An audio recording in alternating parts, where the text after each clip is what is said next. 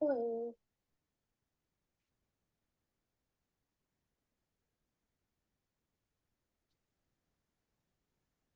Hi. Barbara. And I've got tickets for the celebration, and Lucy and I are both coming, and we'd love to sit at your table. Okay, perfect. I'll let them know that you'll be at my Deborah, table. Deborah can't come. She's, Okay, but I invite her. She would have liked to, but we're both perfect, perfect. great. Looking forward to it. Me too. Hi, Tony. Hi, Tim. Hey there. Hello, hello. Hey Tony, what are those new tents on Long Beach? There's a Special Olympics polar plunge this weekend. So it's just an event going on. I figured you would know. Our Chief Furlong is participating. Nice. Hi, And Diane. I think the water temp, he said it's like under 40 degrees. Good luck to you. Hello, everybody. Uh, Hey, Pete. Hi, Melanie. Thought hello. when you said hello earlier, I didn't have my speaker on, so No worries. Peter, Tony.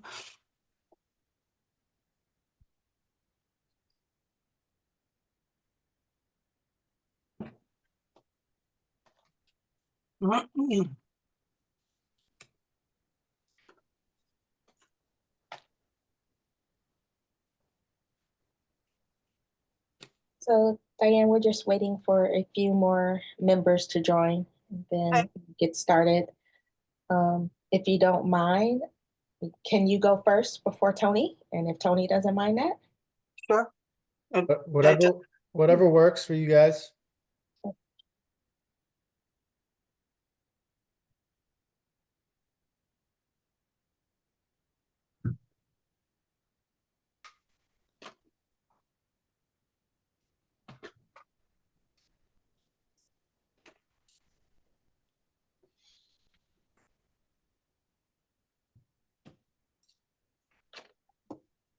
Bob isn't here yet, right?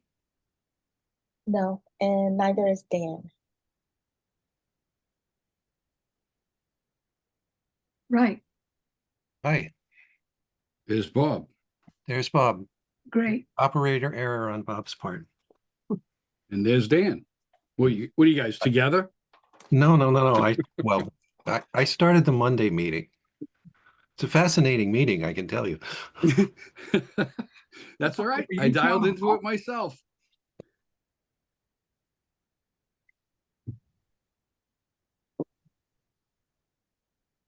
Jim, you're on mute.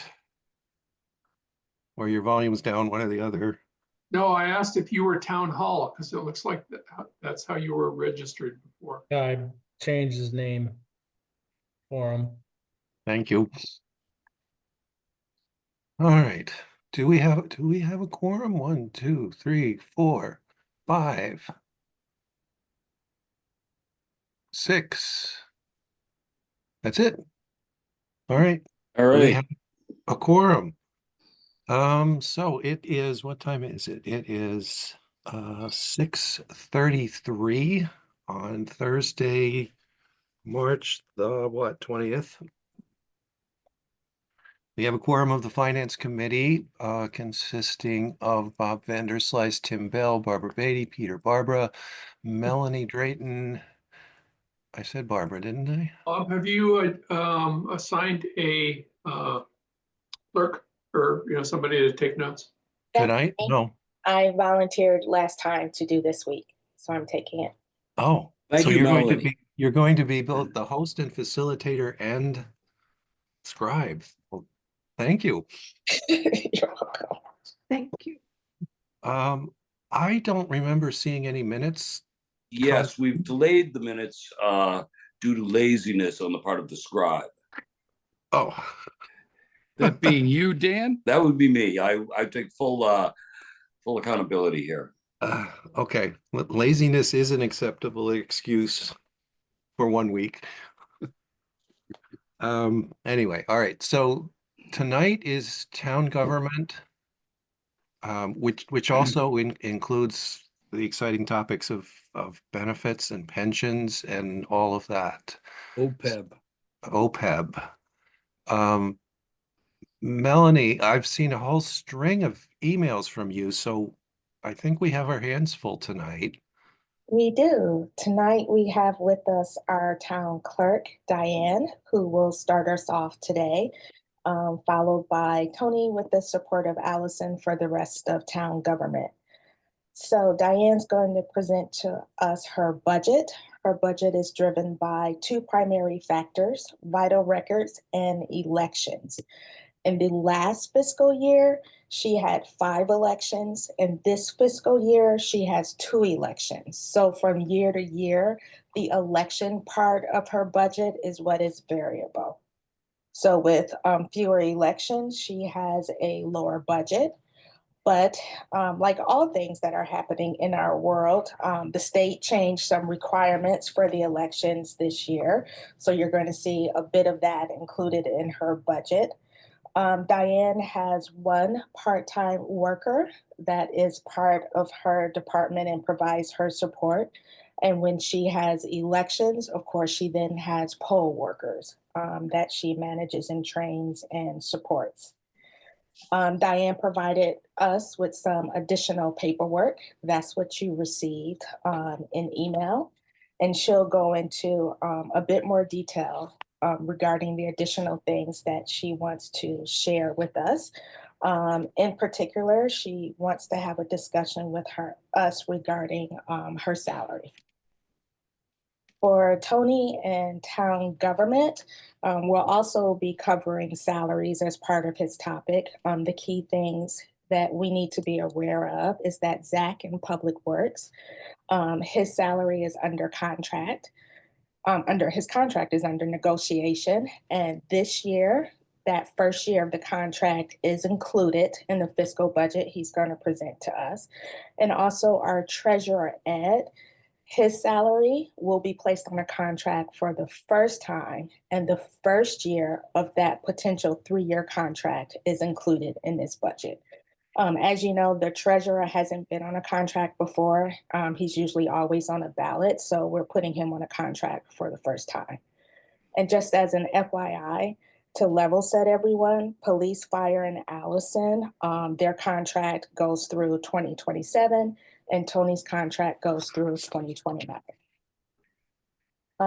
In addition to that, for the town government, considerations that Tony and Allison had to take for this fiscal year budget was the lack of income from rentals, the increase of healthcare costs for the staff of the town, the increase in special ed costs, which we did cover when the school was here, the increase in retirement benefit cost. Keep in mind that the retirement benefits that will be discussed tonight does not include school, because remember from the school session, they have their own. Other considerations were remaining competitive with nearby townships, compensation packages so that we can retain staff. And then just the expectations of the town citizens versus the reality of the cost of services. This year, Tony and Allison had to leave some projects out of the budget. Most of those were capital projects, Tudor Beach railing, gazebo repairs.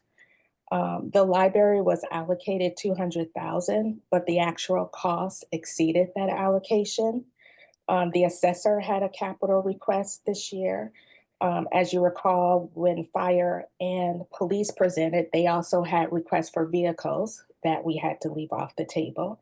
And then the Little League lighting project, also the actual cost exceeded the estimate. So those were things that they had to take off, but it doesn't mean we won't see them again. And Tony and Allison will provide some additional details regarding that. Projects that are in the planning stage, Public Safety Building, Short Beach, 40 Steps, and Willow Road. And as you may recall, our Flash Road project is currently open. Tony will be happy to provide a Coast Guard housing update and answer any questions you have, but just as a heads up, that funding will not see that in this fiscal year, and municipal law dictates how that funding will be spent. And I think that's a pretty thorough introduction for what we're here today. So Diane, I will hand it over to you to start. Okay, thank you. So a couple things I'd like to talk about my budget. I know it does fluctuate with the years and the amount of elections. A lot of that is things that are I guess I want to start off by saying I don't think people really understand what it takes to run and efficiently, effectively do this job, the responsibilities that come with it, and the added responsibilities with all the new mandates that come from the state, especially with regards to elections. Right now, I have one assistant that works 9 hours a week. I really would like to be able to increase that, even if I could get her, I'd like to get 15, but if I could get 12 hours a week out of her, that would help for me to get the work done that needs to be done in this office. It's not the same job it was 10 or 15 years ago. There's a lot more responsibilities. Again, mostly with elections, but we have public records requests that have gone through the roof exponentially because of social media, and everybody wants everybody's emails. And I think that's a big issue, and that takes up a great deal of time. This year alone, we had 55 different public records requests in 2024. A lot of them are not that difficult, but some of them are, and then they appeal them and go to the Attorney General's office. As you know, the world today, if you don't agree with me, I'm going to keep fighting and fighting. It's not just we provide information and people are happy with it. So that takes up a great deal of time. In this position, you also need to be able to multitask. The clerk's office is responsible for all vital records. So people coming in and looking for marriage certificates, birth certificates, weddings. We're a notary, so they come in and want to be notarized. So even if I start on a project, the interruptions, which actually are my favorite part of the job because I get to deal with people, but it's hard to get a lot of your work done when you have constant interruptions, which are part of the job. I mean, it's part of the job. So we do all dog licensing. We do all the census in town. Like I said, I have just, is there a way I can share my screen, Melanie? Bob, Um, if Bob's the host, so if you go to Oh, the bottom, Bob, and over the green arrow where it says share, there's a small arrow in the top right corner of that icon. And oh, maybe I can hold on. Try it. I mean, I might have been able to do it there myself, Diane. Try it. Yeah. and is there something on my screen that I have to just Yeah. share? Yeah, there should be a green icon at the bottom that says share. Yeah. So Yep, click that. can you see the screen now? Yeah, Yeah, it's a Yes. spreadsheet. The spreadsheet. So just to go over, this is all in that package, but I try to condense it so it's not so wordy. But just since 2018, simply, and as far, this is just for mostly elections. In 2018, we were mandated to do early voting. That constitutes one weekend before any election. It constitutes additional hours, and it also constitutes a much longer process to process votes that people come in. I have then in 2020, vote by mail was introduced. And I have a chart real quick that I can show you that one of the clerks did as far as, I'm not so good at doing this, so.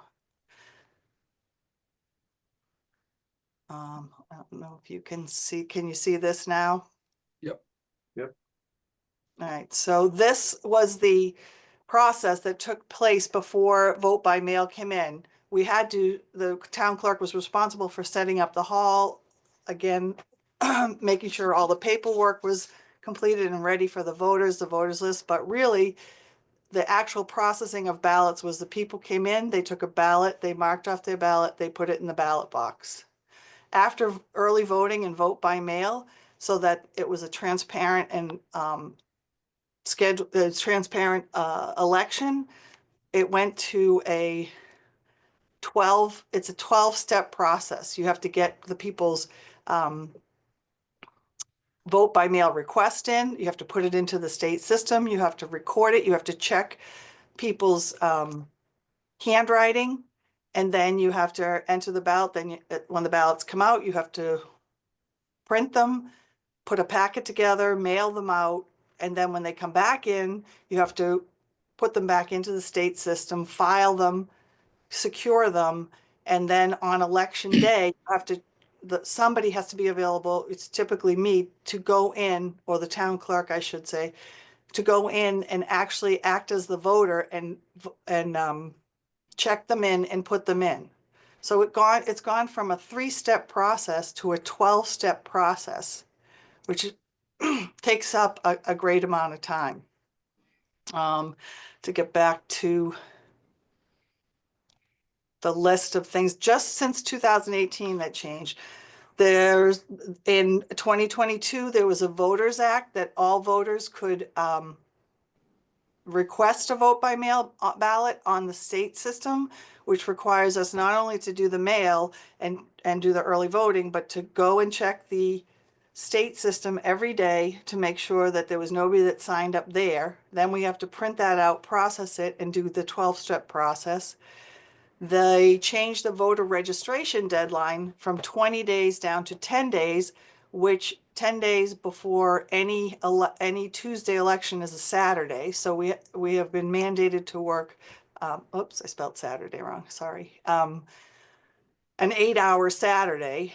Also in 22, they extended the early voting so that it's 1 week before any primary election, and 2 straight weeks we have to be available for early voting.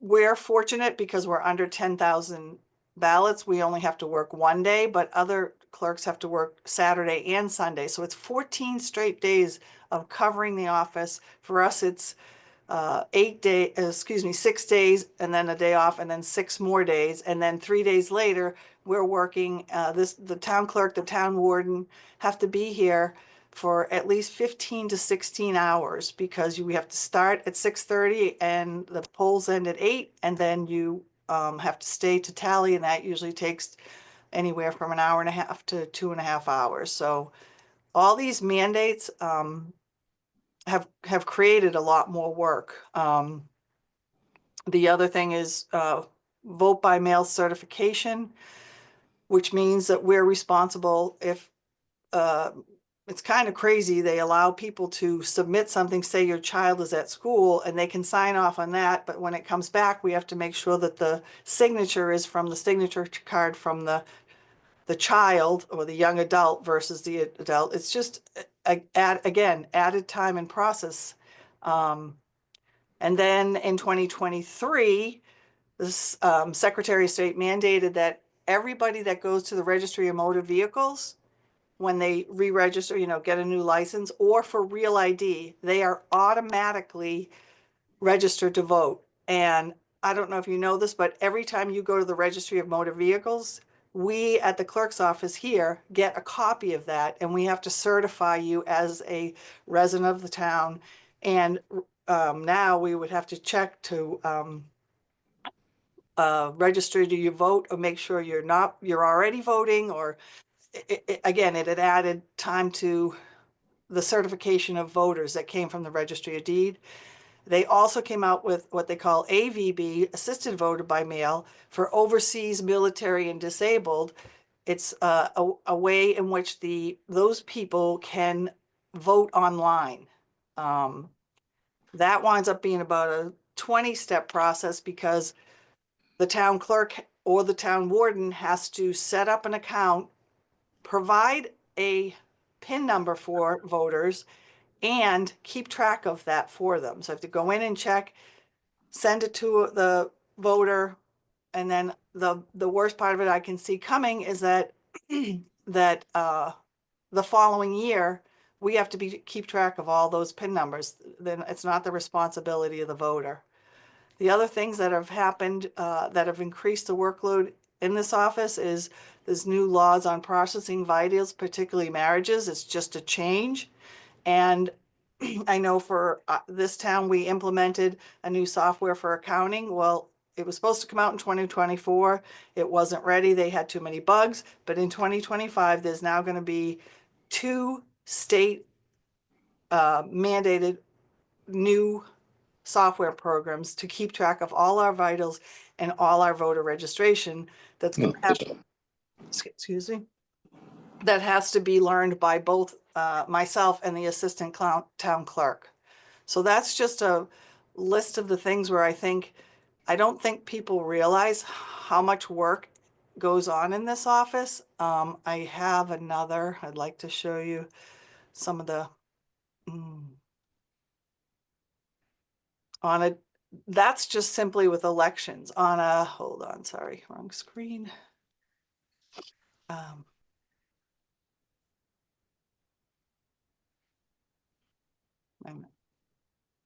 Sorry. Hold on. Did I think I changed the name of that. Hold on. Wait, that's not what I want. Part of this job, I should be taking an Excel and a computer course, but maybe I overrode it. Oh no.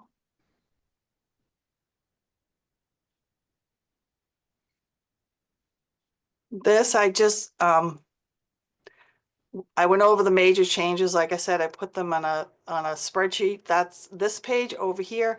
These are just the things the town clerk's office is responsible for, where we have to keep track of, we have to learn over 200 Mass General laws pertaining to vitals, elections, open meeting laws, public records requests, raffle permitting, records retention, and the town clerk's office has to interface with the general public for notaries, marriage intentions, boards and committees. As you all know, I keep the records of all your meeting minutes, and be available for the 48 hours when you have to submit your meeting agendas. This office reports to 15 different state agencies. I think just that to know, I mean, everybody's job is hard. We're short-staffed. Everybody knows that. It's a small town, so there's not a lot of extra people to work or to help. But these are all the things, and again, this is all in your package of what we do here. And I just thought it's important for you to know this so that you can, I think the pay level for a town clerk should be increased for the amount of time and effort and responsibilities that it is. I don't think people understand how much time it takes to get all this done. The problem is we bring in some money. We bring in monies for dog licensing and marriage licensing and all those vital records, but it's not a money maker. And as I've said a lot of times before to Tony, a lot of this information that we are responsible for keeping track of, historical and non-historical, you don't need it until you do. And when you do, and you don't have it, it falls back on us, and it falls back on, for boards and committee meetings and members, it falls back on those boards and committees. So nobody checks up on to see that we're keeping track of everything, but we, as the clerks, I speak for myself and all other town and city clerks, we are very diligent in trying to keep everything that we're required to do by law in our offices. So, I guess, you know, a lot of this is the same thing on either side. I just thought it was important for people to realize it is an honor to be the town clerk. I think there's a lot of important information in here, and especially with elections as they are, it's critical that it's transparent and we cross our i's and dot our t's on everything, because if there's a fallback, it lands on the town clerk's office to make sure that that there's nothing hiding, it's all transparent, it's all on the up and up. We've dotted the i's, crossed the t's to make sure that everything is done correctly, particularly when it comes to elections. I guess what I'm asking for is the next thing I'd like to share with you is with these, where is my, here it is, sheet one. With the extra added work that's put in, just in 2024, I know that our budget goes up a little bit and comes down a little bit, not a great deal. And that is because a lot of the slack that's picked up with the extra work is done by me as a salaried employee or done by the town clerk. I don't care whether it's me or somebody else in this position. I'm really fighting for the position for you to understand. So this is just just in 2024, between early voting hours, voter registration hours, nomination petitions that we have to certify. Every time you sign someone's nomination paper, all of those have to be certified. That includes state nomination papers. So we are required by law to stay open late on a lot of Fridays. You can see that's here. And the amount of time we work for election is not just an 8 hours, but an additional 8 to 9 hours. So I calculated all the extra hours that were mandated by the state that I covered, the town clerk's office covered, and it came up to 100 hours, 100 hours in 1 year. If you look at that, the total hours mandated of overtime was 100 hours based on the current salary that I'm paid at $34.95 per hour, based on a 37-hour work week. It was an additional almost $3,500. When I went through my time cards, Carol's time cards, my assistant, there was an additional 90.5 hours that we worked that weren't mandated, but we had to get the vote by mails out. The Secretary of State office called, well, how come you don't have these out? How come they're not out?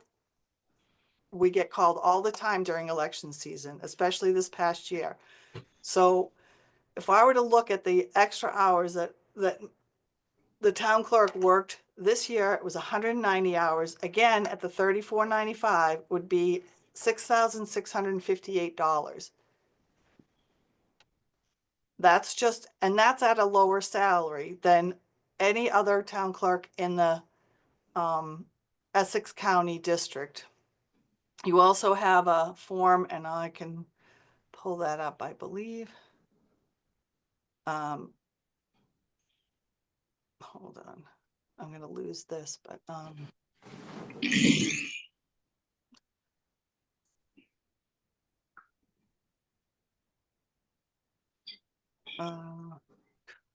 nope, that's not the one I want, sorry.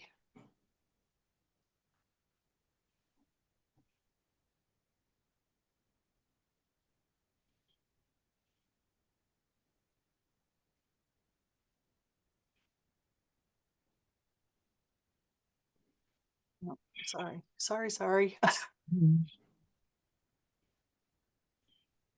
Where is, I must have overrode it with that. I can This is from, I have a 2025, but I think I overrode it. Let me see. It's in your package that you got, but if you look at, Here we go. dear, Registered voters. this is just in Essex County. And you can see, 63. I don't know if you can read all this. Yeah. Yeah. Hamilton's at 93. $1.16 in Gloucester. Yeah, and those people, and I mean, they have, this is their, sorry, population and their voter list. So yes, Right. our population is a lot lower. What this doesn't show you is, because I had to condense it to be able to see, these people have, and they need them, they deserve them. Anybody over 20,000, 15 to 20,000 registered voters or residents have like 3 and 4 assistants that help them get the work done that they need to get done. So I try to put it in by like population, and our population is deceiving because we have a lot of snowbirds. Yeah. And so that we still have to take care of them and register their dogs and do their licensing. And if they are registered to vote here, so some of this population doesn't, but these are the numbers from, sorry, 2024. I have them somewhere. I think I overwrote it for 2025. But if you can see, if I put it in just by hourly rate, Wellfleet's getting a bargain. yeah, Yeah. well, There you go. but it's still on the lowest paid hourly rate and the lowest paid of all these. Salary. A lot of these ones that are at the same rate of the position that we have here are less than a year, less than a year, less than a year. So I guess I'm just asking you to understand the amount of work it takes to do this job. And for example, right now we're trying to keep up with census and dog licensing, and they come in fast and furious in the beginning. And I don't typically, actually, I didn't even go onto Facebook for this, but all of a sudden somebody says, I haven't got my dog license. Everybody's calling, everybody's complaining. My assistant, Carol, does the dog licensing. She does a great job. And she puts the census into the system. But she's only here 9 hours a week. So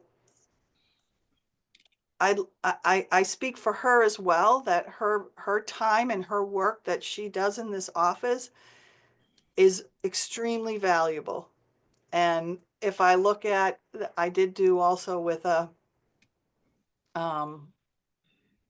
chart with I can just tell you the results, but I did the same chart with assistant town clerk salaries. We pay Carol $20.50 an hour. The average rate for a part-time assistant clerk is $26 an hour. So, and she works hard. So I'm just asking you to realize that, again, it's a hard, it's not just an easy job. We don't just sit here and not get anything done.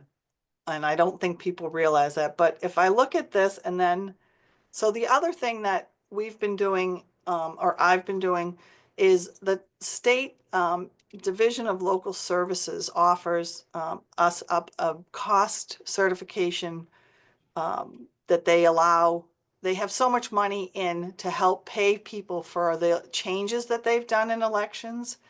And this is, I know there's a little bit more money, but I couldn't find the files fast enough. But these are the years of elections. 2022, we didn't have a primary. I'm not sure what we got for the town elections. I just couldn't find it. For September, November elections, we had 2,347.17 cents. that came out of my budget to pay either election workers or to pay for supplies, and all of that money goes back into the general fund.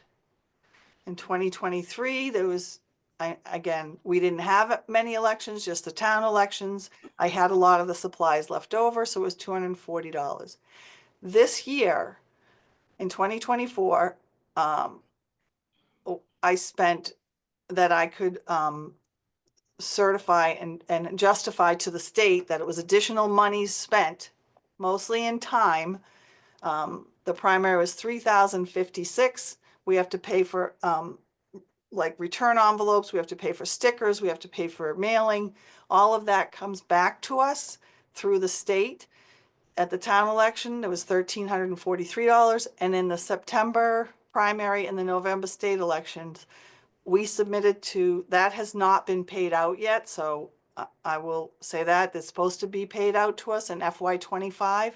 So the total that this department is going to get reimbursed from the state to go back into the general fund is $10,455.14, barring anything that it may be taken off of the 6,000. They're doing certifications now. I know the budgets are tight. I've been told there's not enough money. I asked for the low end of the lowest end of the Essex counties at, I was looking for 72,500, which again was low. I know we're a small town and everybody's working for less money. I didn't ask for additional for the for this department for years that we've worked, et cetera, et cetera. And I was told that we just didn't have it in the budget. So I would like to see the pay scale come up. I think the job warrants it, but if that can be done, it was only an additional $3,500. But if we look at the total hours mandated again this year because of the multiple elections, the cost, if I were to be paid hourly, which I'm not, is about $3,500. The total for all the extra time that was spent making sure and the job got done. And I just went to a clerk's conference today, and every clerk out there is exhausted from last year. And every town clerk, not just me, with regardless of how many extra people they have or staff that they have, is saying that they're behind on things like deeds and DBAs, doing business ad certificates and things that we have to do every year because of all the time that was spent on the elections last year.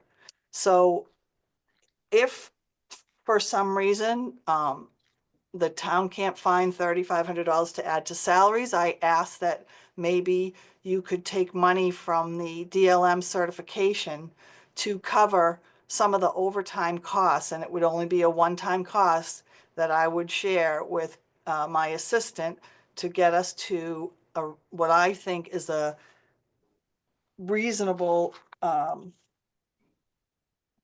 pay scale for the town clerk's position. I think that's all I have. Thank you, Diane. Thank you, Diane, and thank you for all your hard work and good efforts, and thanks for bringing light to this situation. And I would like to see you fairly compensated in reference to the other cities and towns in Essex County. It looks as though there's kind of an interesting business case in that your workload is really variable based on elections. And we kind of know going into a year, as we do the town budget, how many elections we're likely to have that year. We don't have too many surprise elections. We know that years of presidential election are going to be very costly. We know that when we have other town elections that might be coming up, we can kind of guess at that. But I think that's the hard mechanism where your workload is dramatically changed but your staffing and budget may not be changed. So I think I don't see a good way around that. Maybe Tony has an idea of how that works in other towns. I don't know, can you hire temps? I have no idea if any of this work can be done by temporary folks, because you have a really variable workload year to year, and as you have a fixed staff, it's either going to be too little or heavy. It's gonna kind of be one or the other. We can kind of put it in the average and say last 5 years was whatever it was, and then budget for that. How did the other towns do that? I guess that's a question for Diane and Tony, because they must have the same problem where we have more They elections, do. we have more cost. Well, the same thing. Their budget is much higher.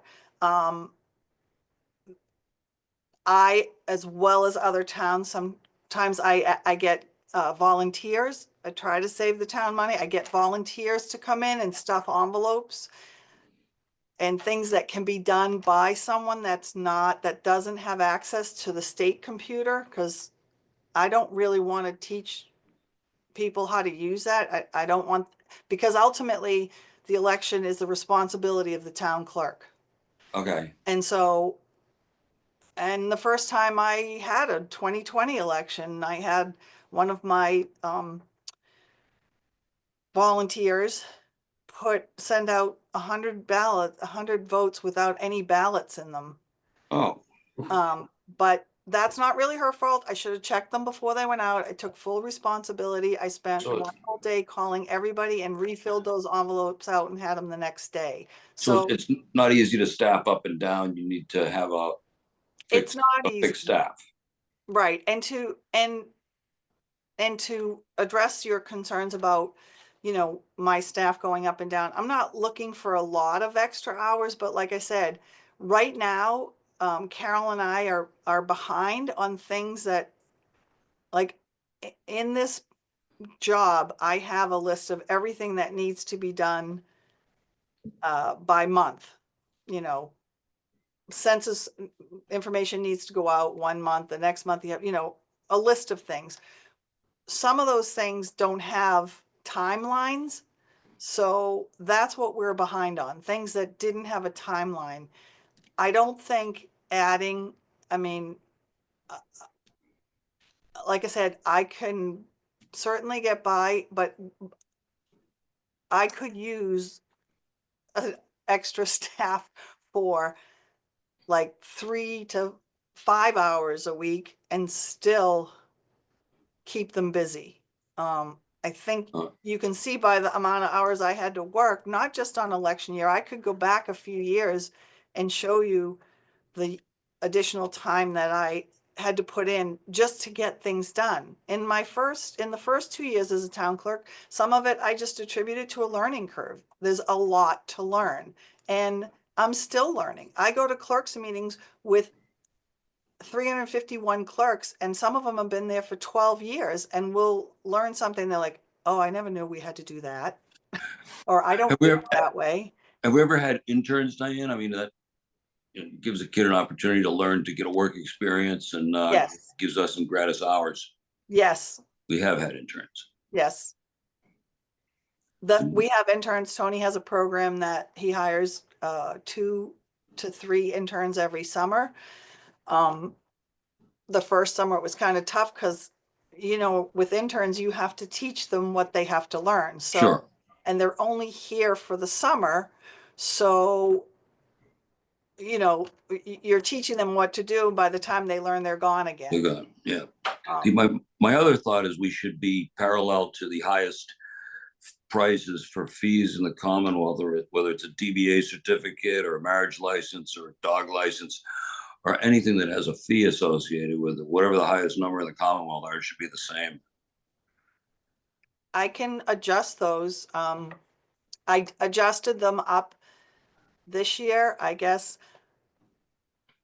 Sometimes I feel bad because we have, the population in Nahant, 40% plus is over 65.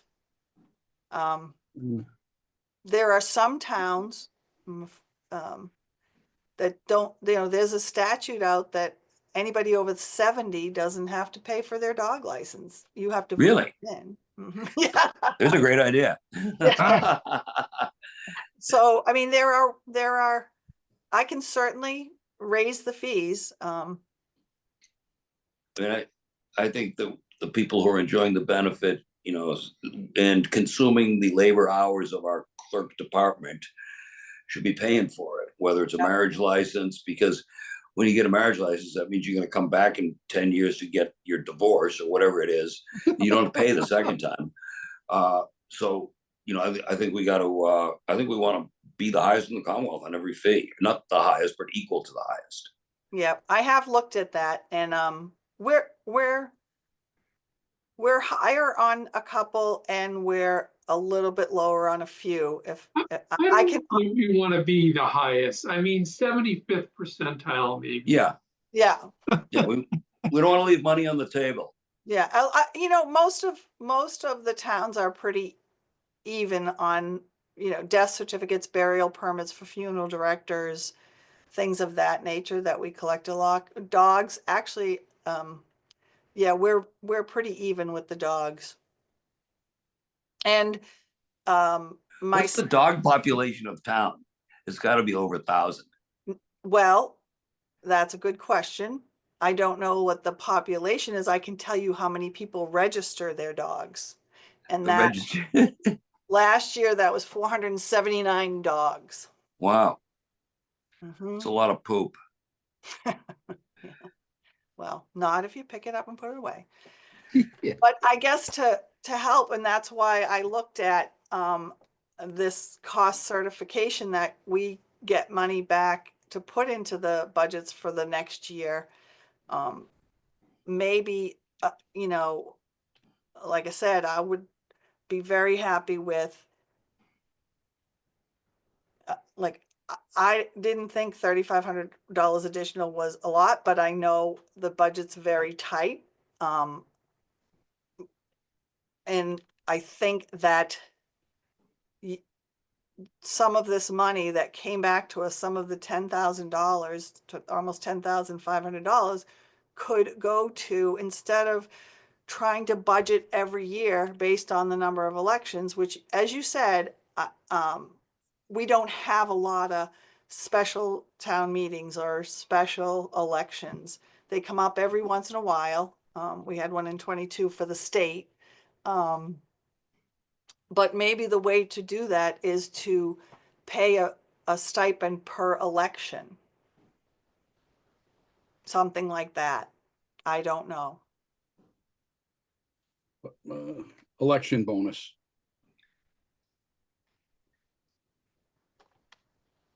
And it's too bad poll taxes are illegal. Or make election support time hourly. Yeah. Yeah. There's some, because it's so variable year to year, there's going to be some mechanism that makes some good sense on this, because it's a recurring issue, and it's a huge incremental load for the clerk's department that's variable. Mhm. Well, And it's variable from year to year, but Yeah. it's consistent, right? When I say consistent, I mean, I think I heard there's 2 elections this year and This year. there was 5 elections last year. Does that mean there are 5 elections next year and 2 elections, in 2028? no, what it means is every 4 years, Oh, that's right. right? Every 4 years you have the 3 elections from state and federal, plus the annual town election, and then we had the town meeting. Okay. So it's a 4-year cycle. Yeah. So And I'm then wondering. every 2 years, there are at least 3 elections, because you So- have the state primary, state primaries, state elections for like governor and all of that. Right. That's not governor. Midterms. Midterm, thank you. So it almost seems like, do you know the rough time, I guess, for an election? So if and actually I don't need to know, but let's say one election equals 5 additional hours of work. And I know it's more than that, but I almost want to say the minimum is going to be a year with 2 elections, town elections and Right, town meeting.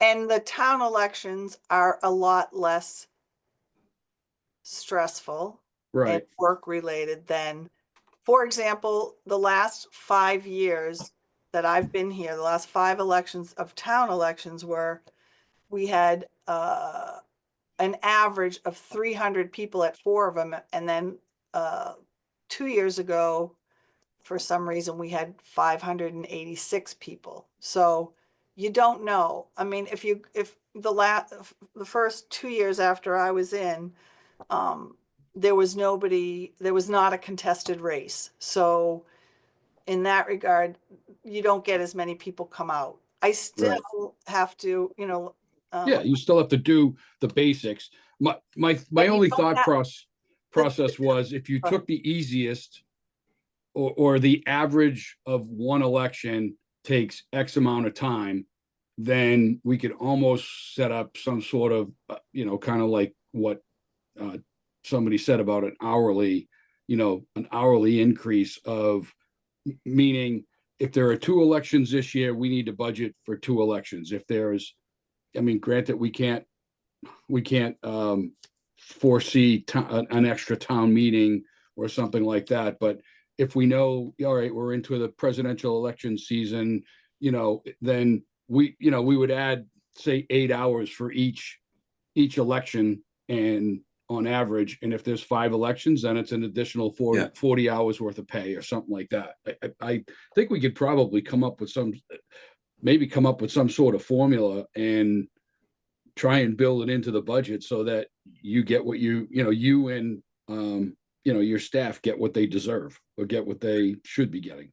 So as we look at this situation right now, Diane, with an incremental 3,500, you can continue the mission, although under a heavy workload, and that is something that you would be okay with. Is that what I'm hearing? Well, that's a salary increase, so it would be every year. Yeah. Opposed to, if you look at I'm trying to, yes, I guess I would be happy. Okay. The stipend that comes back into the town for next year, it gets paid to the town this year and apparently goes into next year's budget. Right. Right. It goes, goes to the general fund and then it sits there for a bit. So Tony, you're on the meeting. Yep. What's your feeling on this? Are you about to tell us we've got to take the 35 from somewhere else? Well, first of all, what Diane is, the case that Diane's making is 100% valid. Yeah, I'm great. Yes. Yeah. And as she stated herself, it extends beyond just Diane. A lot of positions in town are, when you compare them to similar positions in other communities, as we did last year with our classification study, you will see that, many of them are below market rate. Absolutely. Many of them are below. It's nothing to be proud of. I'm not. Many of them are below the minimum market rate. Yeah, it's not a fair market.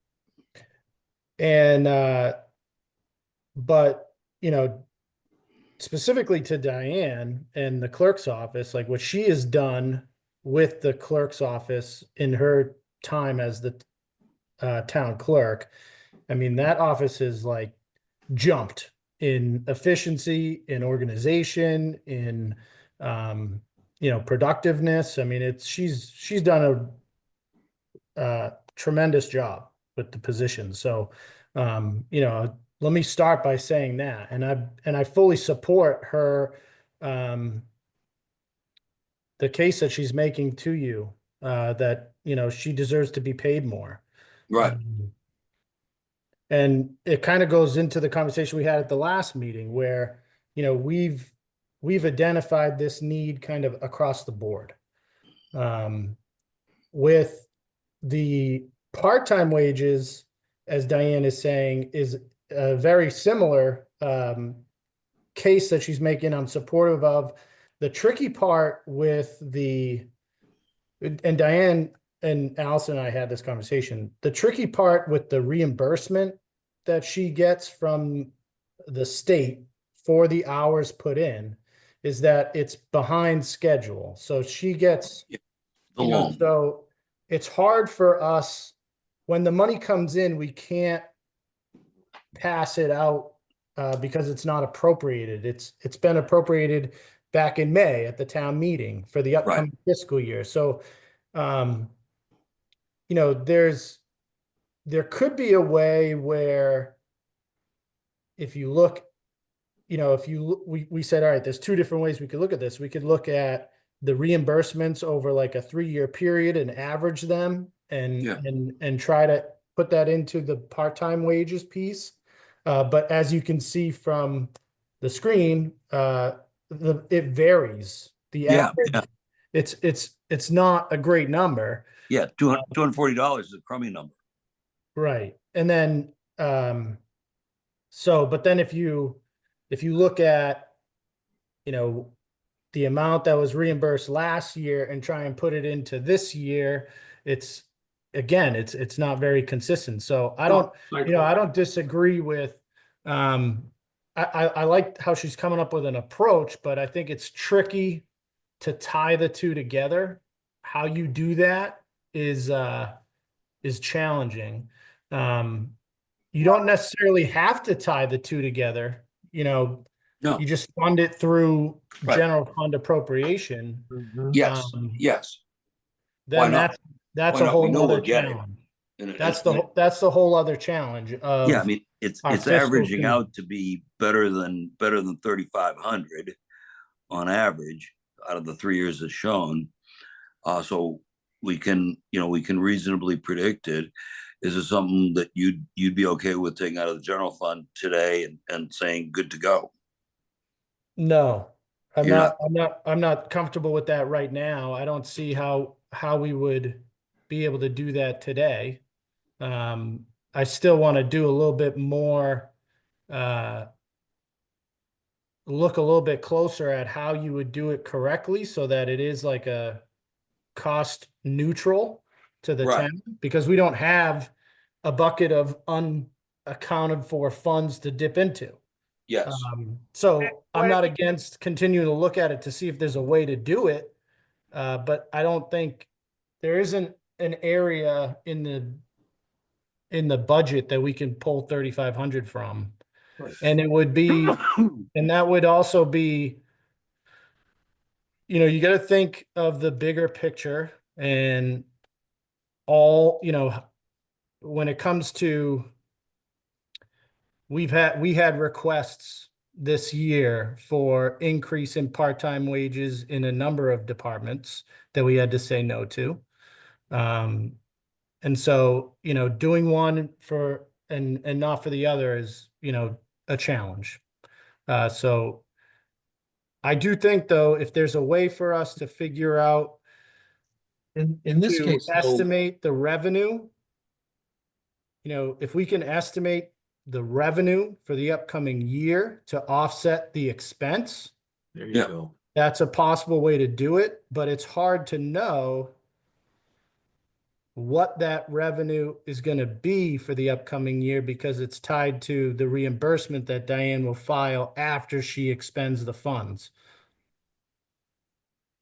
Well, What about putting it in? You should be able to estimate that, though, shouldn't you? It's roughly tied to the number of elections that will occur in any year.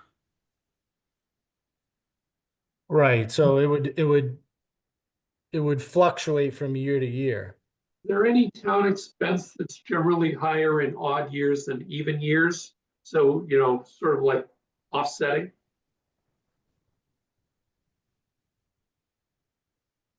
Not that I can think of off the top of my head, no. because this appears to be mostly an even year issue. And Diane, on the expense side, by the way, you talked a little bit about this, but on the expense side, Diane does do an analysis with when she puts her request forward, she does look at how many elections and town meetings are we going to be dealing with in the upcoming year. So her expense totals do kind of fluctuate with So that's already accounted for then. it is. She does that. That's something that, you know, to Diane's credit, you the FinCom requested that of her a few years back. Because in the old days, the town would just fund kind of a similar number every single year. And then you'd have, you know, over appropriation and under appropriation versus like really doing an analysis of what events are going to occur in the upcoming fiscal year. So this is part of a bigger picture, really, which is inflation has been outrunning 2.5. Yep. And our ability to raise property taxes short of an override is not equal to the rate of inflation, let alone the incremental burdens that have been put upon the clerk's office from the state. So I'd say that that's, you know, sort of the background of this. And I guess the question is, you know, where can we find $3,500? I mean, when you look at the budget that's in front of you, it doesn't fund about $750 in capital, and it doesn't fund about $510,000 in operating expenses. So In the clerk's office.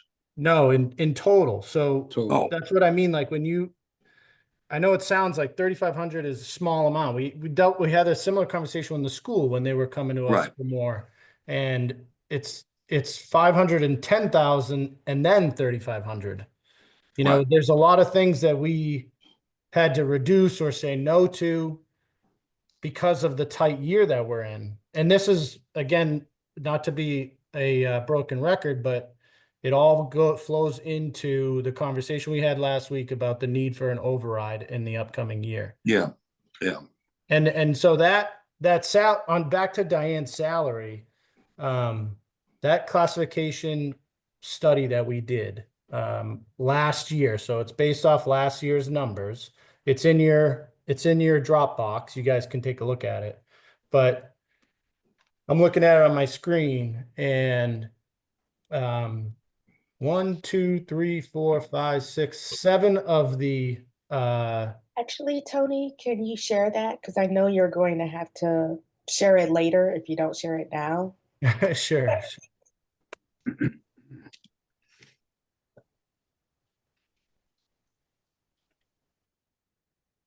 This is the background data to it.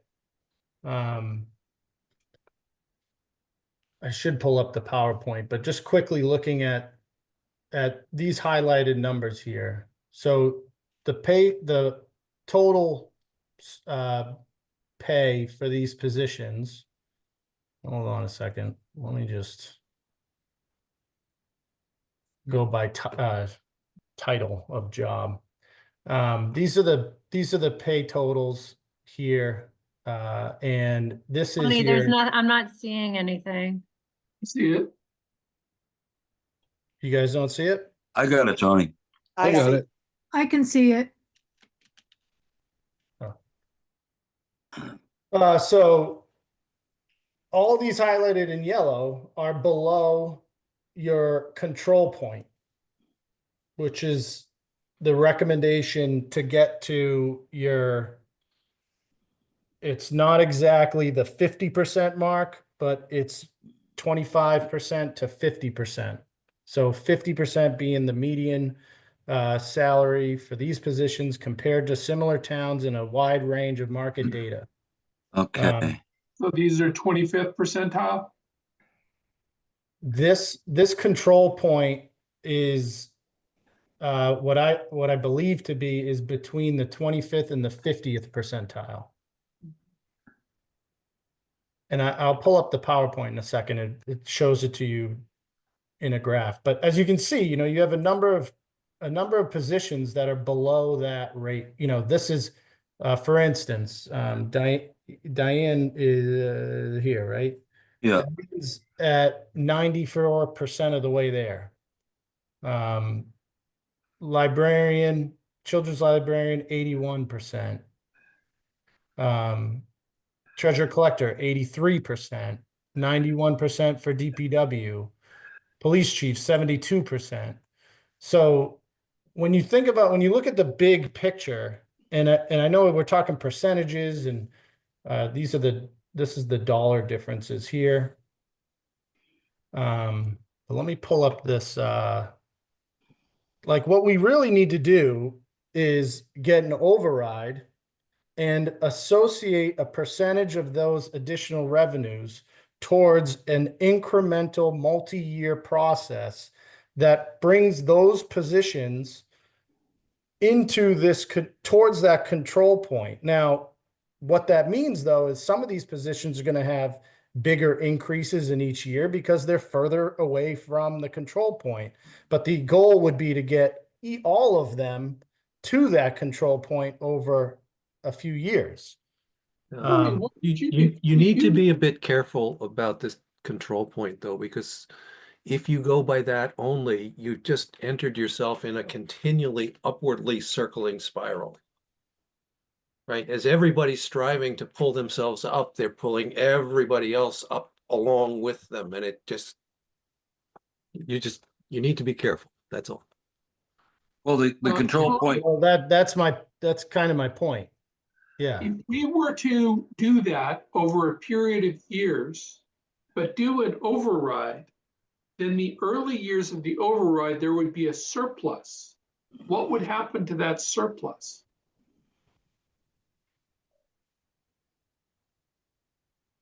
So I'm sorry.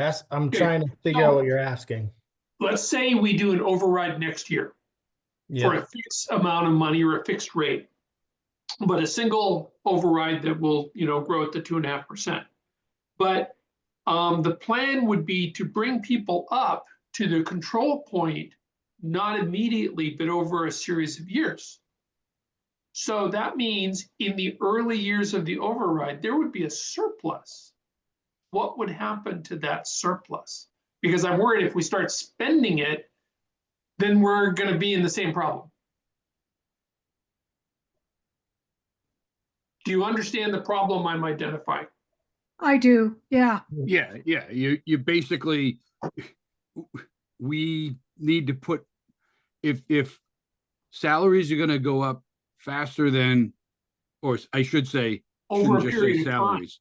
Yeah, over a period of time, if salaries and everything else is going up faster than 2.5, when we do a 2.5, we should be positive or forward thinking, give ourselves a little cushion and over the next couple of years so that we don't have to override every year or every, Well, it will, I'm referring to a general override. right. And I'm also, but I guess, are you saying the opposite approach would be to just get them to the control point in the first year, and then you're dealing with 2.5%, 3% increases every year after And that? that's what I'm suggesting is if it's a 4-year transition period, then in year 1, we would take 2/3 of that override money and put it into the stabilization fund. In year 2, we'd take 1/4 of that money and put it into the stabilization fund. And then as we get to that target, then we're no longer adding to stabilization fund because it's a way to not get used to the additional spending that we could get away with in the early years of an override.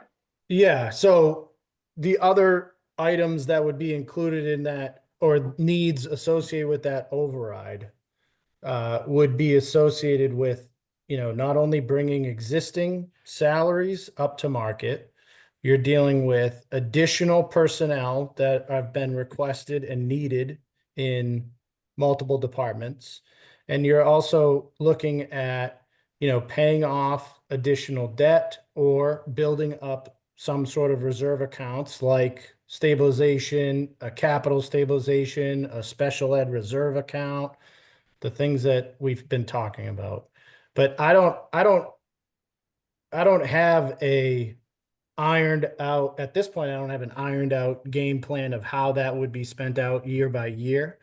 I just don't see us being able to accomplish those things under the current constraints that we have with our budget. Without some sort of influx of additional revenue that becomes part of our baseline on an annual basis, I don't There, see us there, being able to there do is that. there is revenue that has been coming in, and it's sort of disappeared into the general fund rather than been targeted back to what generated it. The previous override, you mean? No, the reimbursement, That's a small amount. Election. Oh, yeah. the I mean, elections. That's Yeah. not the Yeah, caliber. I'm sorry. I'm back on the original topic, not the. yeah. I mean, that, as you saw from Diane, that goes from, Well, if I can, 1,000 to 200 to 0 to 10,000. It just is such a, Right. no, Right. I don't have, I put that together this afternoon and I was out for lunch. I specified I didn't have all the monies that were allocated into 2023. But yeah. so that 240 is not there, but there was only 2 elections. Actually, I think there was only 1 that year. So there was 2 in 2022. So maybe that's all we got, but there weren't that many elections. And that's why I'm saying if there's not money in the budget and there is money coming in, it seems that it's easier to allocate like a stipend, because that's been done, from the additional monies that are come in a busy year. However, I it's- don't know it's that we the- can allocate in advance until we know the money's going to come in. the mechanics, I get what you're saying, Diane, but the mechanics of the budget don't work that way. Because you might bring in a lot of revenue in 2022 or 2023. But the following year, 2025, is already voted on by the time you bring that money in. So then the following year, 2025, the money that you brought in 2023 has already been included in that general fund revenue stream, which then gets appropriated for 24 and then falls into, if it's unspent, falls to free cash for 26. So it's like, it's hard to explain, but it doesn't. No, I understand it. But so whoever's in this department should be working that many extra hours and not compensated for it. But Whether they are whether compensated for it.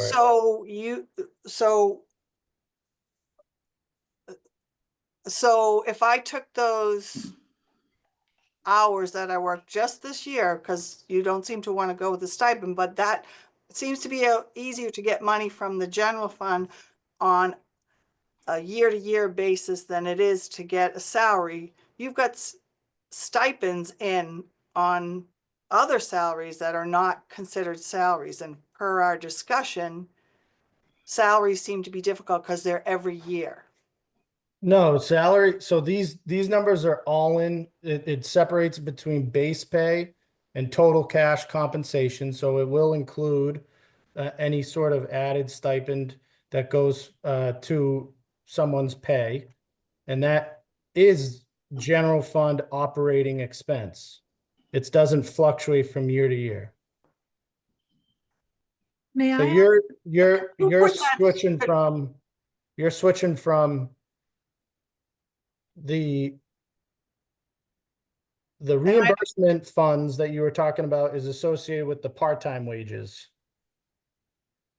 That's what we were talking about. You're going to your salary is a different That is not, that's what I understood, was that you were talking about using the reimbursements that you get for the election, for the early voting to fund part-time wages. Did I get that wrong? Yes, you did. Yes, you did. And I'd like you to put that screen up again that showed comp and salaries and the what percentage I'm at. I'm 67 or 69,000 is not 94% of the average, which was 85,000. No, it's to the control, to the mark, what does he call it? The- Control point. On the control point, Tony, is that partially generated by unrelated towns in Western Massachusetts? I mean, I think Diane's Yeah, Diane's slide of Essex County, I think, was pretty was kind of intel we need. he looked at,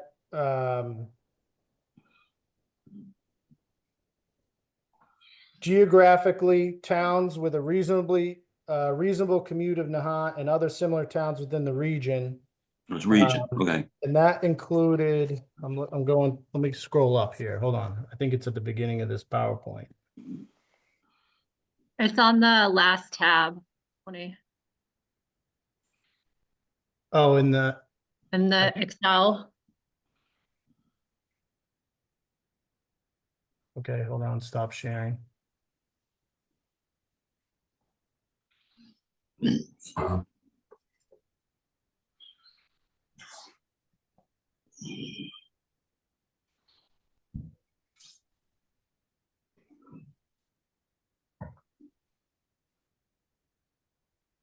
So he compared to Hull, Mashpee, Essex, Amesbury, Hanson, Groveland, Lawrence, Maynard, Georgetown. And then there was an additional database that got filtered into here that was, it's called the ERI.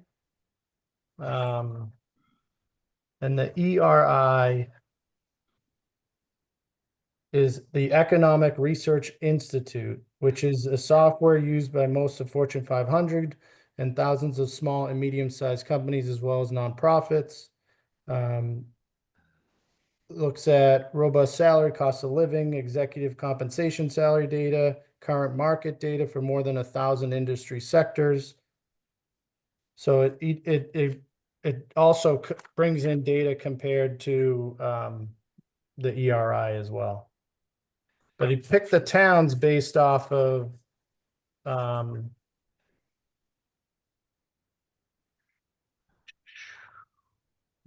here.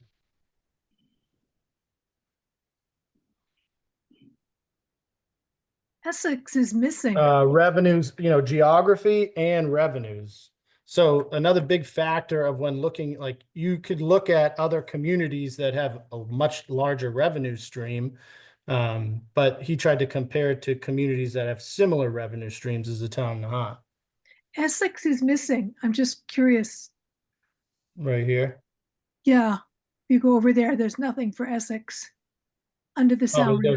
this is the median household income. It's just missing that data there. Oh, okay.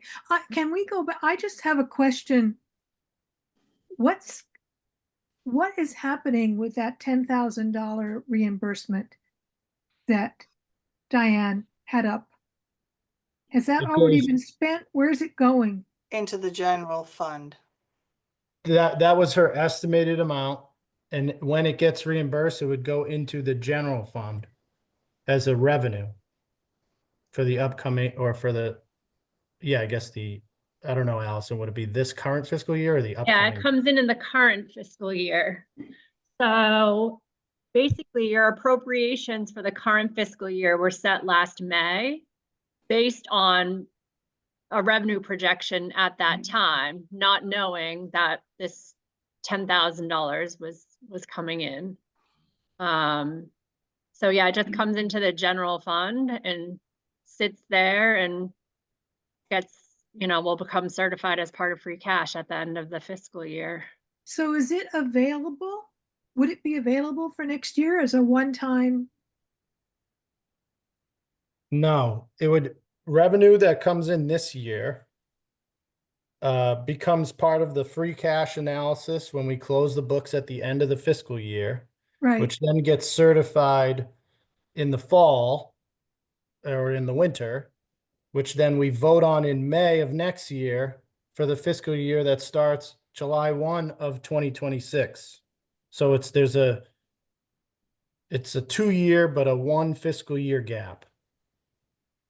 And the benefit of having a 1 fiscal year gap is if the expenses go up every other year and the reimbursement goes up every other year, then that timing should work, that the free cash that comes out appropriated in the following year could go back to that department if it were identified as such. Yeah, it's I know we don't track it that closely. well, it's not even that. It's just you really don't want to get into the habit of using free cash to pay for salary or wages. It's not really a good use of free cash. But I'm not opposed to, again, I'm not opposed to increasing the amount for part-time wages based on some sort of analysis of how much is being reimbursed through that. But where do you get the money from to do it is the question. So And then I'm not opposed to increasing, obviously I'm not opposed to increasing salaries. I've been, pushing that for a while now, but where do you get the money to do it? Well, what I'm asking is whether or not that $10,000, could that become some kind of just a one-time, what Diane had mentioned, stipend? Not part of salary? Yeah, Just good point. a one-time. So we could just do one stipend, given all the extra hours just now. Would that be possible? Not as a salary. Yeah, bonus. Bonus, exactly. Yeah. Thank you. I don't know how you would do it because, like I said, the money is coming in. We're spending money we don't have Yeah. yet. And that isn't appropriate, the money that we have to spend on salary, or I know you're not considering it salary, but anything payroll related is appropriated by town meeting.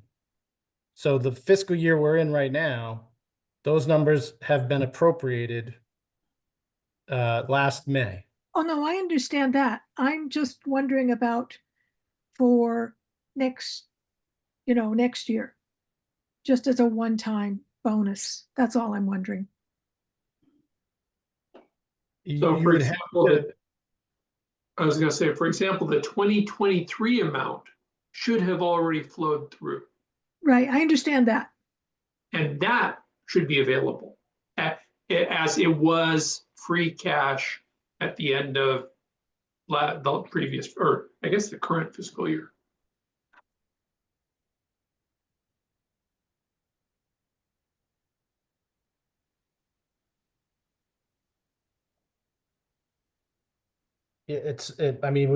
the budget that's in front of you is developed based on looking at the revenues that we project for the upcoming year, which includes free cash, which comes from 2 fiscal years ago. Right?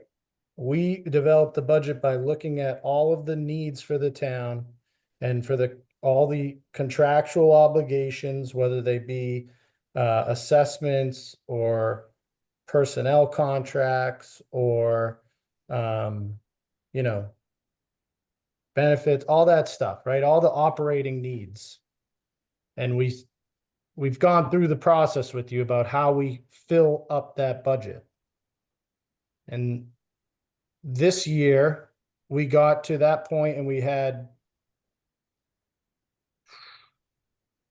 what did we have? Like $1 million gap that we had to come up with to fix. which adds up, that's how you get the 700 of unfunded stuff in free cash and 500 something in unfunded in operating. So it's not, I guess those dollars that fall to free cash and then become available for you in an upcoming fiscal year for spending they're not tagged by the revenue stream that they were produced by. And then No, I understand that. it's just not, I understand where you're going, but it just doesn't work that way. I'm just trying to see if there's anything.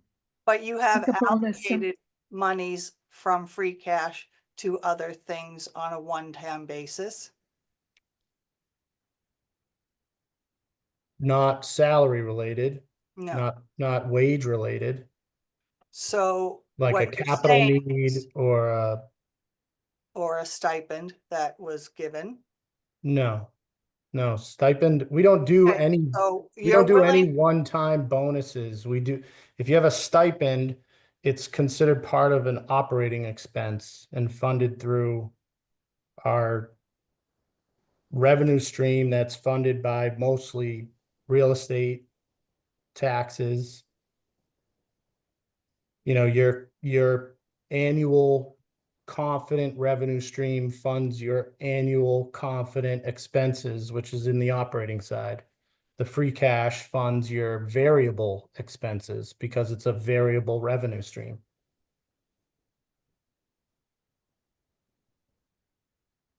I I I don't see how it can happen this year. or I last, don't. Well, Diane, last year, I mean, I don't know why.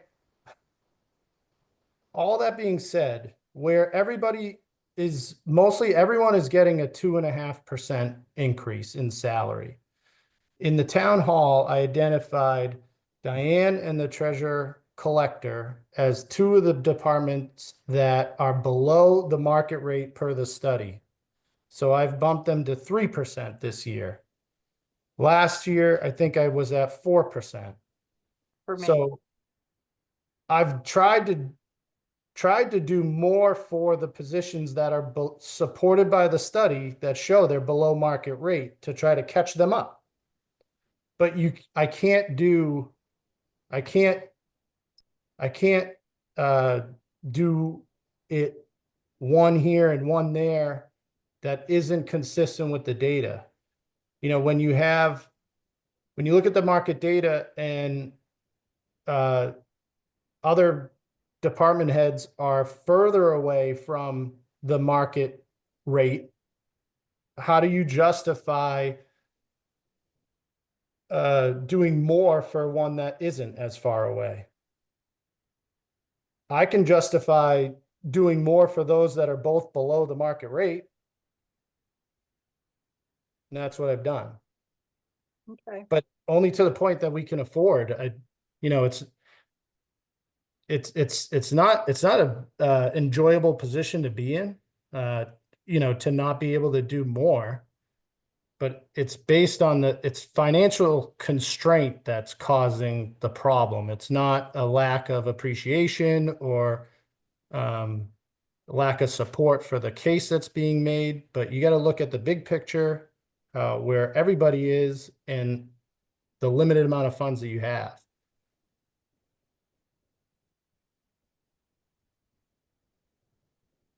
So I feel like I've tried to increase, Diane's position and the treasurer collector at a larger rate of speed than the others. But I can't go. So that should show some support. I can't go more than that based on the numbers. And You're, what year was that study done that you had up? That showed, Last year.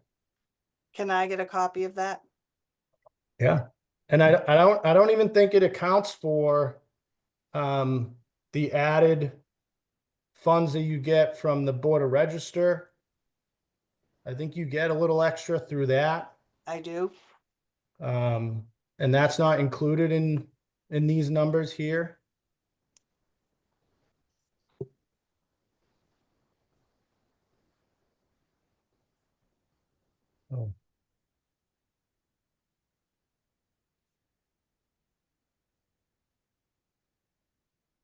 So like I said, I think the only healthy way to do this is to look at sound data, look at look at uh use that as your roadmap, set a goal for salaries, how, and then a timeline in which you want to accomplish it. If you get an override, you can accomplish it faster. If you don't, then you have to do it incrementally over time. But if somebody is 5% below market rate and the other person is 10% below market rate, if you want to both get them to market rate at the same time, then the other person's going to get larger salary increases in that same fiscal year as the other. It's just math. And that's where it becomes challenging. Yeah, I think the problem over time is you have somebody in a position and because it takes several years to get them to that point, that person might leave because they're not getting they're not getting the market rate or whatever. And then the next person that comes in is a newbie. You hire somebody that doesn't have experience and It kills us. Yeah, exactly. It kills us. And that goes for Diane. Yep. That goes for other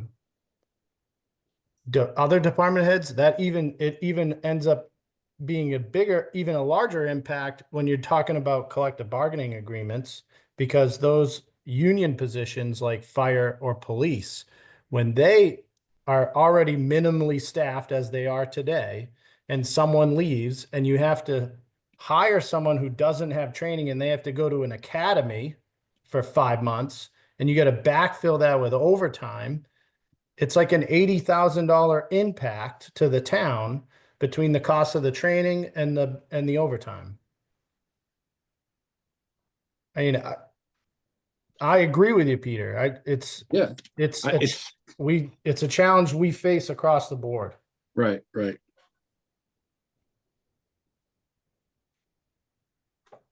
And then, not to mention when you're talking about like fire, school, police, as you've heard from them, they don't even have the staffing numbers that they should have, let alone the staff that they have is below the market comparison. And we're constantly competing with these other towns who are also below staff, and they're just picking our people out of us, from us. It's constant. Yeah, and we don't have a big commercial tax base.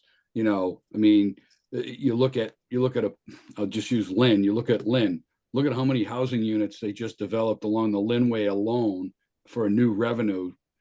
So that Proposition 2.5 doesn't affect them the way it affects us. I mean, well, that's why when I'm in these collective bargaining negotiations and I get the salary comparisons for these other towns, and look how far below we are and stuff, I understand it. But then when I pull up the budget data, the revenue data or of those towns, right, and you look at it, and they're getting an insane amount of money from a commercial base or industrial base that's supplementing their budget, and you compare it to the town of Nahant that's all residential capped at 2.5%. It's like, I don't disagree that you should be paid more to compete with these other towns, but they have money to pay them. We don't. Right. And we obviously have new growth from Coast Guard housing, and I'm going to say, what's the development up off of Pleasant or up in that area? Didn't we get some new houses built up in Finney Path? Thank you. So we have new growth. Spouting Horn, right. Spouting Horn. So we have new growth, and this might be about an opportunity to take some of the income from the new growth and put it towards these salaries to try and get these folks up. to where they need to be. I mean, it's, you know, you know, the other thing is we are going to have a little bit of a windfall when it comes to the Coast Guard housing. We can't just spend that willy-nilly. That's, you know, we have to have a plan and, you know, for that.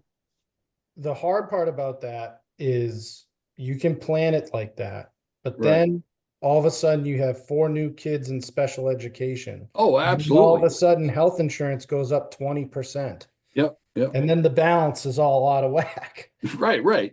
No, I know, but what we do have, again, I think we've done a really good job over the years of putting money away, you know, that rainy day fund and things like that. And The last override that we did in 2019, we have followed the principles of the need of that override for the last 6 years, and it's put us in a very good spot where we've built up stabilization, built up OPEB, we've paid off debt. We're getting you know, low interest rates on borrowing, which is reducing our debt schedule in future years. And all that stuff helps with this balance on an annual basis. You know, the less money we owe in debt on a given year gives us more operating expenses for other things. There's so many different elements to balancing a budget. So it's just when with our problem is simple. Our revenue stream is linear at a 2.5% growth, and our expenses is linear at a much higher percentage.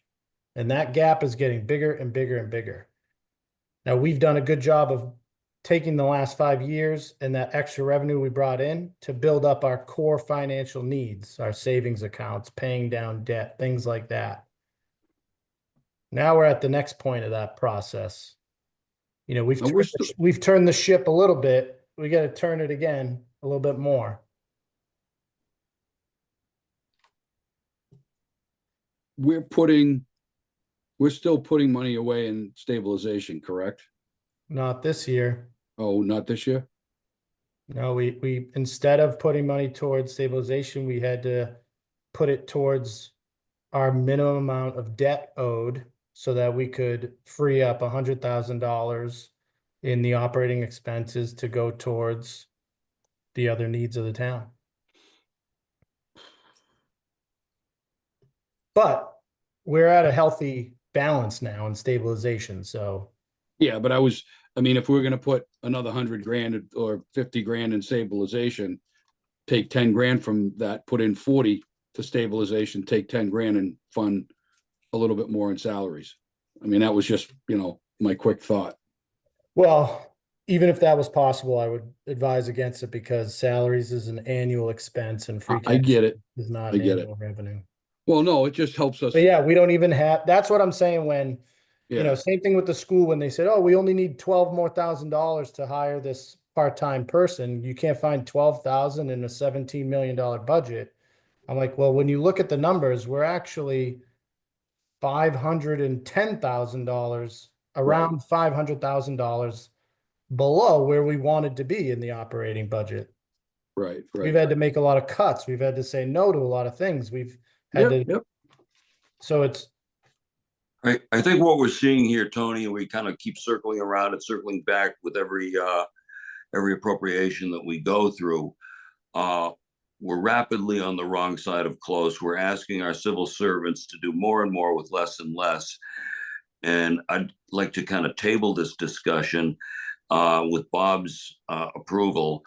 I would like to set up a special FinCom meeting subsequent to having a sealed off budget this year and develop a medium to long-term strategy that ties into the override so that we don't have to repeat this shitty situation where we are disappointing the hard work, the people who work like dogs for us, and we disappoint them time after time. And, you know, none of us feel good about it. I think we need a longer term plan. And I don't think we can do it ad hoc during meetings that have another agenda. No, you took the words right out of my mouth. Thank you. Yeah, thank you. Well said. And yes, well said. Um, an interesting question would be, is there time to develop this in time for this year's booklet? We don't That's a have good to, question. we don't, I don't know. I don't know. I mean, we got max work between now and town meeting. Yeah. Uh, I don't know if you can develop a plan, but you can certainly identify the challenges. yes, I think we do want to identify yeah, good point, Tony. I think we identify the challenges, and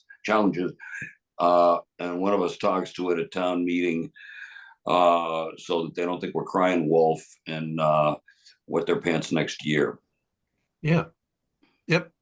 And you know, to oversimplify it, we are revenue limited to 2.5% growth. And what is inflation right now? And what has inflation been for the past couple of years? That's the Right. fundamental Oh, problem. it's out of control. Yeah. Anyway, just in terms of tonight's meeting, I think we should move on. Yes. Yeah, I agree. We're And after 8 o'clock already. we're after 8 o'clock already. Exactly. Right. And we'll figure out a way to come to circle around on this one again. Are you talking about my request or just the whole thing? I can jump off at any time. Both, and you're welcome to stay for as long as as you want. Okay, well, I just want to say thank you for your time. I appreciate it. I hope it, at the very least, it gave you an understanding of what the town clerk position entails and the amount of work and Yeah. time and effort that it takes to do this job correctly. Yeah. And Yeah. and in a way, you put a face and a voice to all of the town employees. Yes, you did. And I learned a lot. We learned a lot. So Good. thank you very much for explaining in detail. We needed to know this. But Bob, you're right. What you said, Diane, tallies with what, for instance, Dan and I heard from fire and police and all the other departments. So we've really got, Dan, you're right. We really got to do something. We've got to set up so people understand. Yeah, yeah, we got to set the stage. Yep, we do. Thank you, Diane. Thank you. And thank you very Thank much. you. I wish we were telling you better news. I know. Yes. Me too.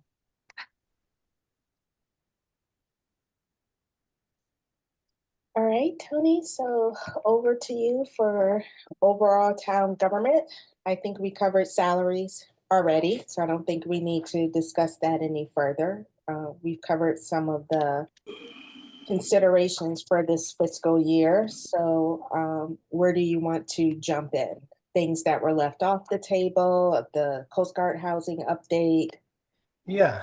I also will add to that list is I sent you an email this afternoon with the budget adjustments and the warrant adjustments that the selectmen voted on last night.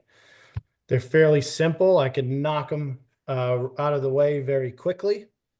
Just so that you guys, in case you start falling asleep while I go through general government. So the budget adjustments are here. So school, which is the bottom half of this spreadsheet, is everything we talked about last meeting. So the bottom line number didn't change at all. It was just the individual line items, which we don't really have a say on anyways, but we just wanted to be consistent with what the school voted on and put in front of you last week. So the selectmen approved that. Also, what we're doing, well, the other adjustment here is we are adding capital dollars to the water sewer enterprise account, which is funded out of water sewer retained earnings, which is essentially the enterprise account's own free cash. It has to be spent on water. It's raised through your utility rates. It has to be spent on water sewer related items. The reason we're doing this is when we went through the budget in our first pass and we were being very conservative based on the upcoming year, we had only put 15, let me see, this number here. So we had 15,000 in water capital outlay, and we had 41,000 in sewer capital outlay. These are used for if we have unknown water breaks or sewer breaks that we have to make repairs to, or have to buy, a hydrant or a valve or a pipe or whatever it might be. We're adding 15,000 into water capital, which brings it to a total of 30, and 15 into sewer, which brings it to a total of 56. But the reason we are making this increase is because when we looked a little bit closer at the enterprise account specifically, there's a decent amount of retained earnings in the enterprise account. There's $89,000 there. Plus, if you recall, Article 6 is going to rescind last year's appropriation. 170 of that was from retained earnings. And then we're going to use 100 of that towards capital for the DPW. But the other 70 is going to go into retained earnings back in there. So your 89,000 essentially is going to go, if that passes, it's going to go up another $40,000, even with this additional 30,000 coming out. Does that make sense? I think I followed it. All right. So those are the budget adjustments. And then let me see the warrant article real quick. Switch my sharing.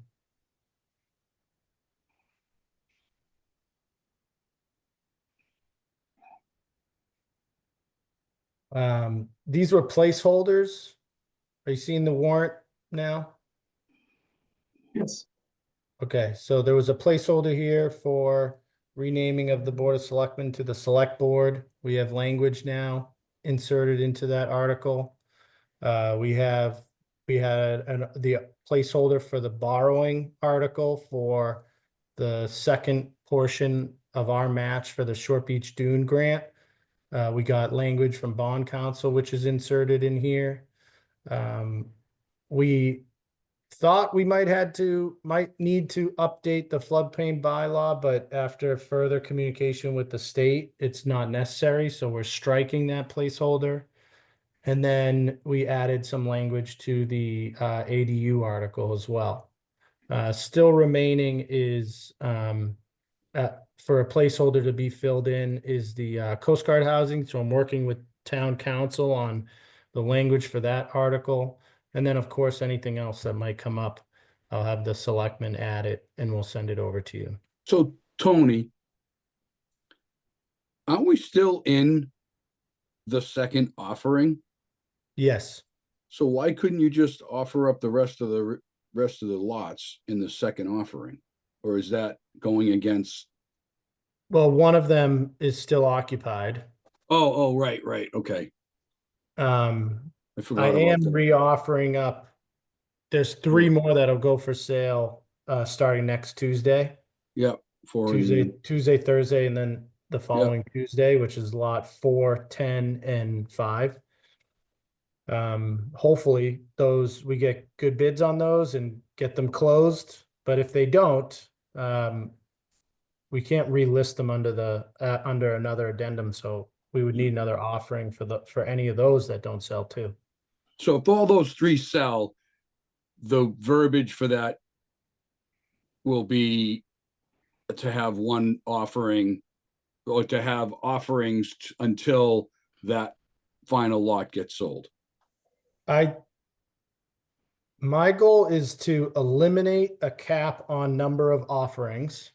Right. Yep. And then I really would like to eliminate a cap on years as well, but I understand that that might cause some concern for residents that we would slow down. Well, again, if you have three left, if the three, I mean, from the most recent activity, I'm assuming the three that we have left hopefully will move quickly. If Mhm. that happens, the only thing we have left is the single lot that still has the house on it. And then your verbiage can simply be, once, I don't know how you verbalize it, but once the legal action is taken place, that as many offerings and as many years as it takes to get rid of that one unit, the same way we've been doing it all, already. Yeah.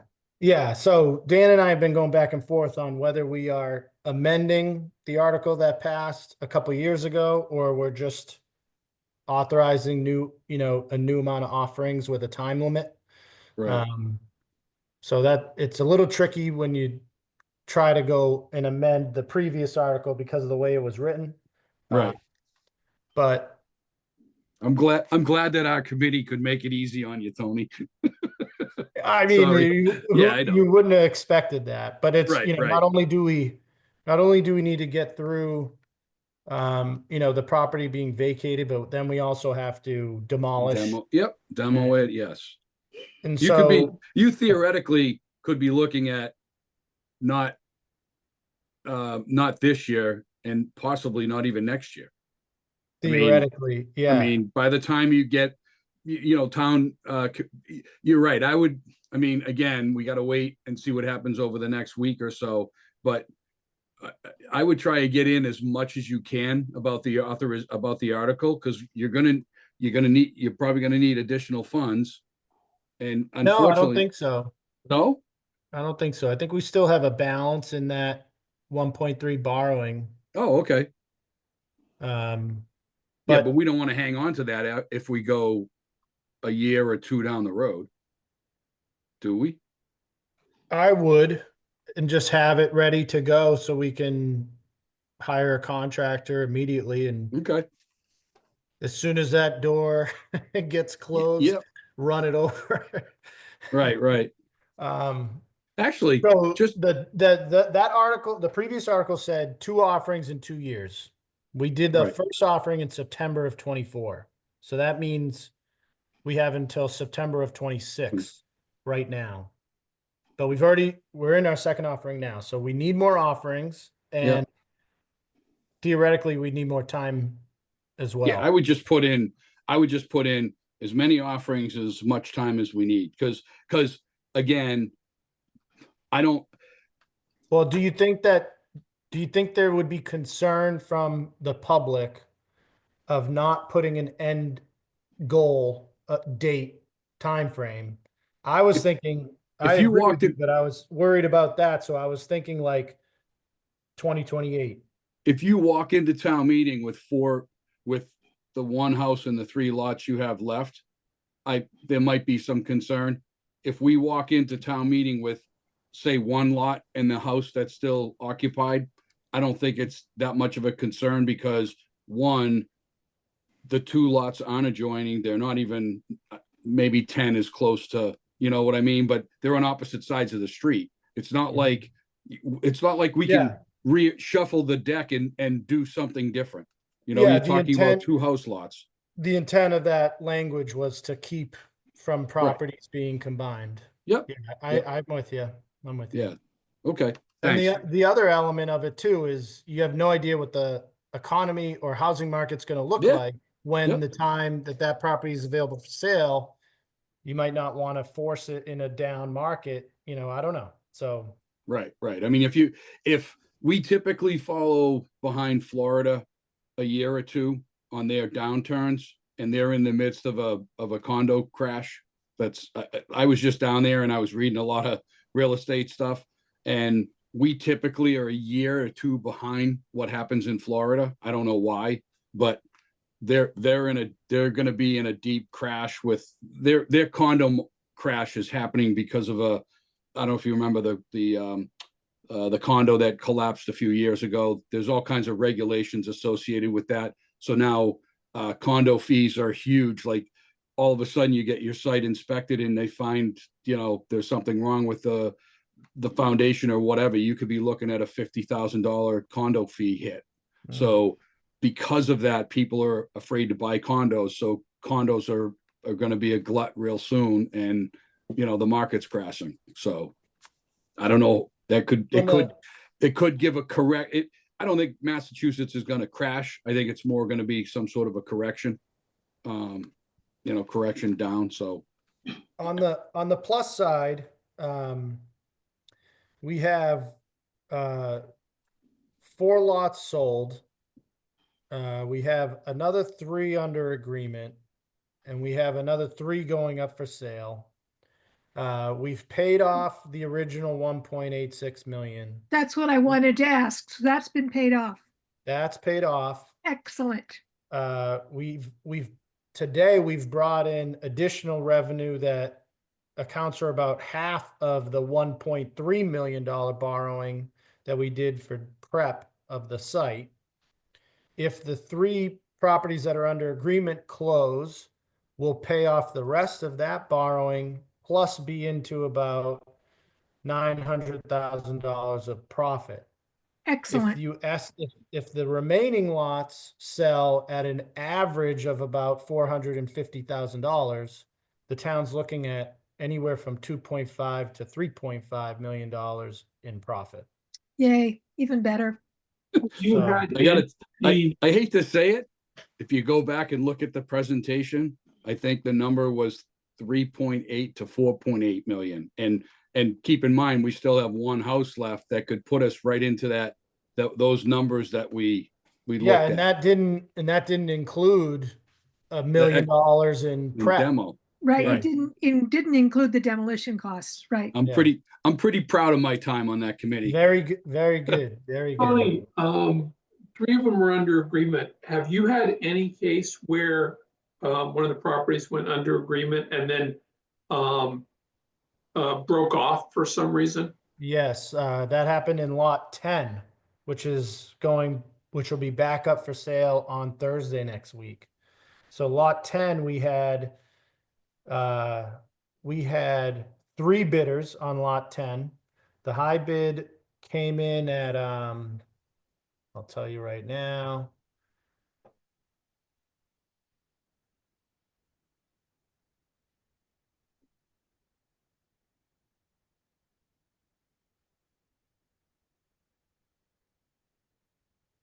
$610,000. And the second highest bid came in at 605,000. We awarded lot number 10 to the 610, and then 2 days later, the second highest bidder that came in at 605 bid on lot 8 for 605. So we awarded lot 8 to the second bidder. So unfortunately, the folks who bid and got awarded on lot 10, I think the issue there was that they didn't do enough homework on the property itself. After they got awarded the bid, they realized that there was a hammerhead turning easement that went into that property. Plus there's a lot of earthwork needed where it drops off towards the golf course. And I think they got hesitant, so they pulled out. But it sounds like they might be interested in lot 4, which goes up for bid on Tuesday. So when they pulled out, what level of deposit were we able to retain? It was $3,000, I think, was the bid deposit. So this was, I think, less than the 7 days. Yeah. Okay. Yeah. Thank you.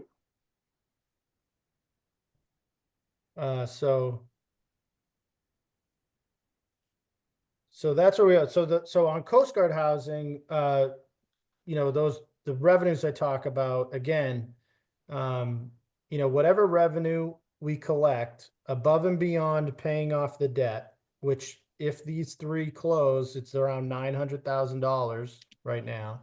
If that, you know, happens, that $900,000 will be revenue in the current fiscal year, which will drop to free cash, which would be available for us to vote on in May for fiscal year 27.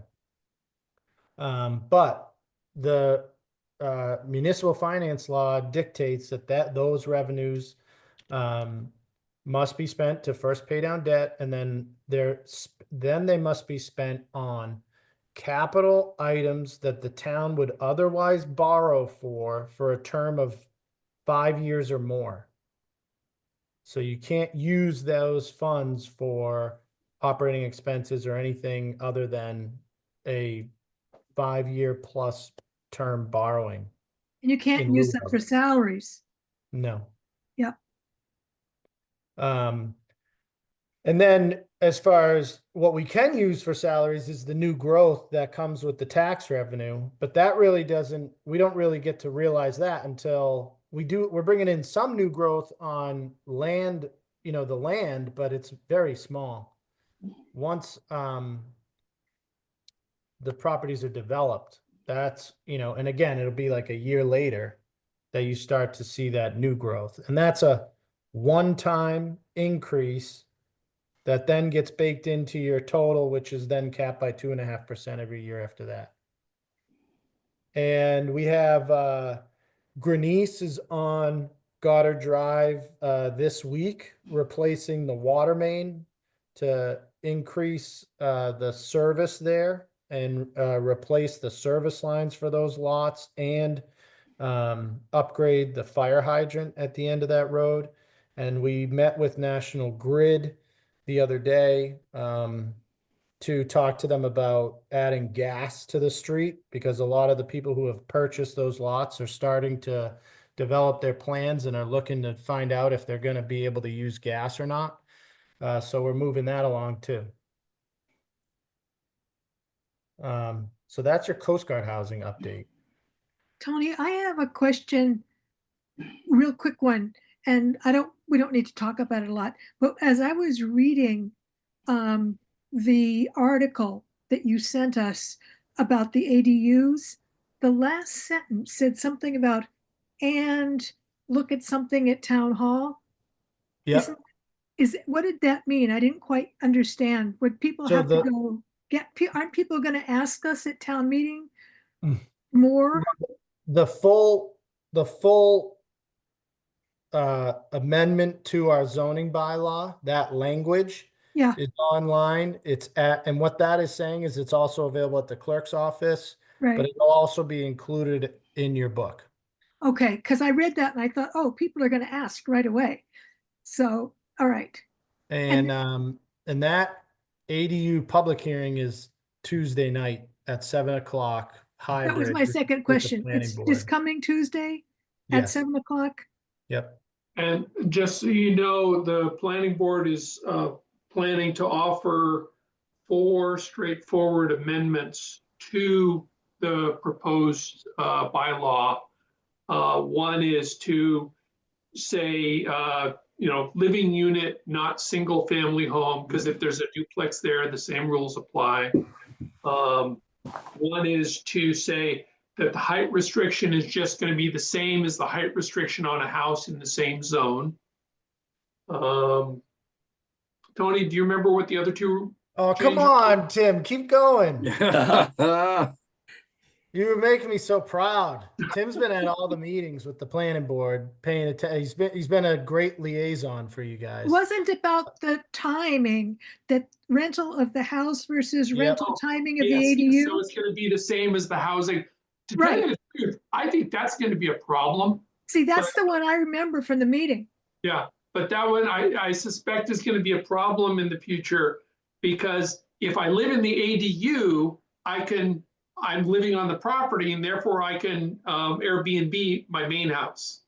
That's what I was wondering. So actually, I think that's going to be an excessive restriction that eventually we're going to have to back off of. It's, So that was we're trying to 3. get some other legal guidance on whether we can apply that short-term, that prohibition of short-term rental to the entire parcel rather than just the ADU. And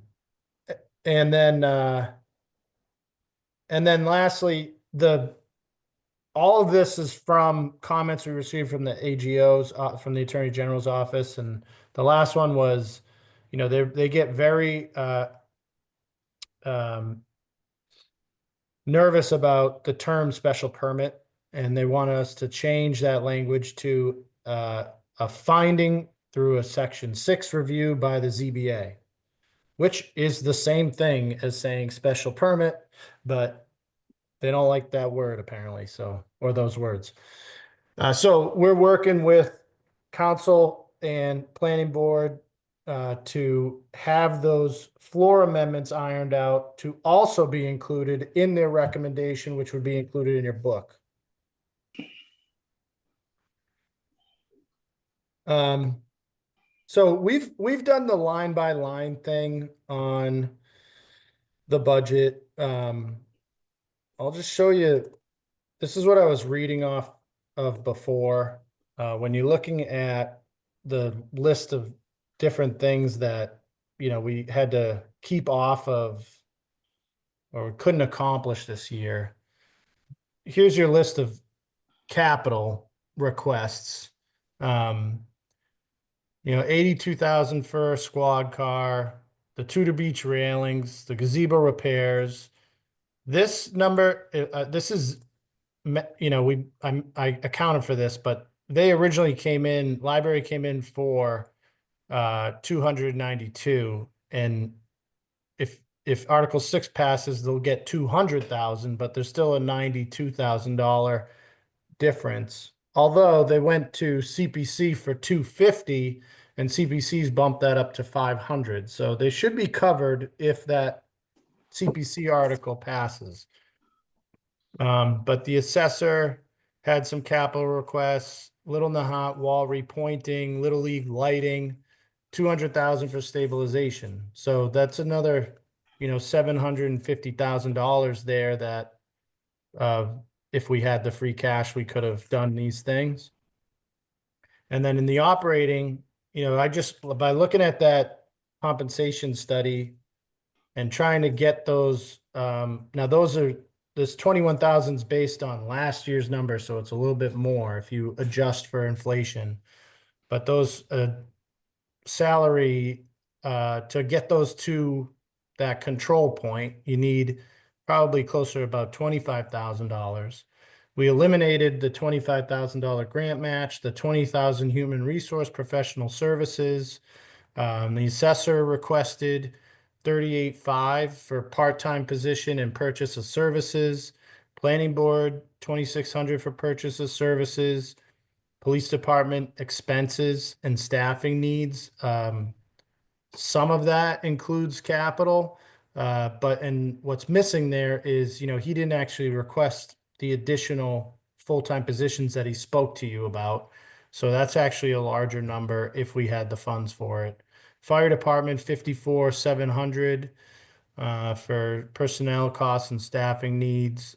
We reduced emergency management expenses by 5,300. Public health, we reduced by 12,800. School expenses, they came in with a request that was $284,000 more than what we gave them. Now, largely, that's offset by circuit breaker and the preschool one-time funding source. So it's not that it's not happening, it's just being funded separately from the general fund. 2,100 library expenses, 3,000 public work expenses, $15,000 less in our retirement buyback account, 5,000 sewer enterprise, 2,200 water enterprise. And these are, you know, I kind of rounded these numbers, but it totals up to about 510. And town clerk. And yeah, town clerk. Town clerk is included in Okay. this top one. 21, yeah. Tony, on a somewhat related question, with the austerity initiative at the federal level, is our grant for short beach activity in jeopardy? Sorry, my internet skipped or Oh. something. You were talking about With Short with Beach? with yeah, with the austerity initiative at the federal level, is that grant in jeopardy? And then we would free up our contribution to that. And do we have any news on that or anything to worry about? So we sent them we signed the contract and sent that over to them. We're waiting for the counter signature. Once it's under contract, I feel very confident about it. But contracts and law don't seem to make much of a difference these days. So I can't say for sure that it couldn't be pulled, and then the town could sue, but I don't think we're gonna, where that goes. So Yeah. if it were to be pulled, we wouldn't borrow the money. We're not gonna borrow the We're money. borrowing for that. Okay. Yeah, so we're seeking authorization. The 500 we got authorization for in 2022, we haven't borrowed for yet. We just have the authorization. So we're seeking authorization, and then if the project can move forward, we'll do the borrowing. Great. Thank you. Mhm. So, Melanie, what else was on the list that we talked about aside from going line by line through the budget? Future projects that were in the planning stages. We talked, Okay, so future projects in planning. yep. So that Uh, was, hold on, let me get to that page. 40 Public step. safety building, Short Beach Dunes, 40 Steps, and Willow Road. Mhm. So we funded a public safety study in a previous town meeting. We've fully formed that committee. They're getting started on the process of the phase one of doing the study and assessment needs for public safety building. Phase two would be design, and then phase three would be construction. I think that the revenue from the Coast Guard housing in future years would be a good funding source for phase two of that project when the time comes. The idea there is that if you get through the study and get through a design and get the project to shovel ready position, you're in a much better position to potentially get grant funding for construction.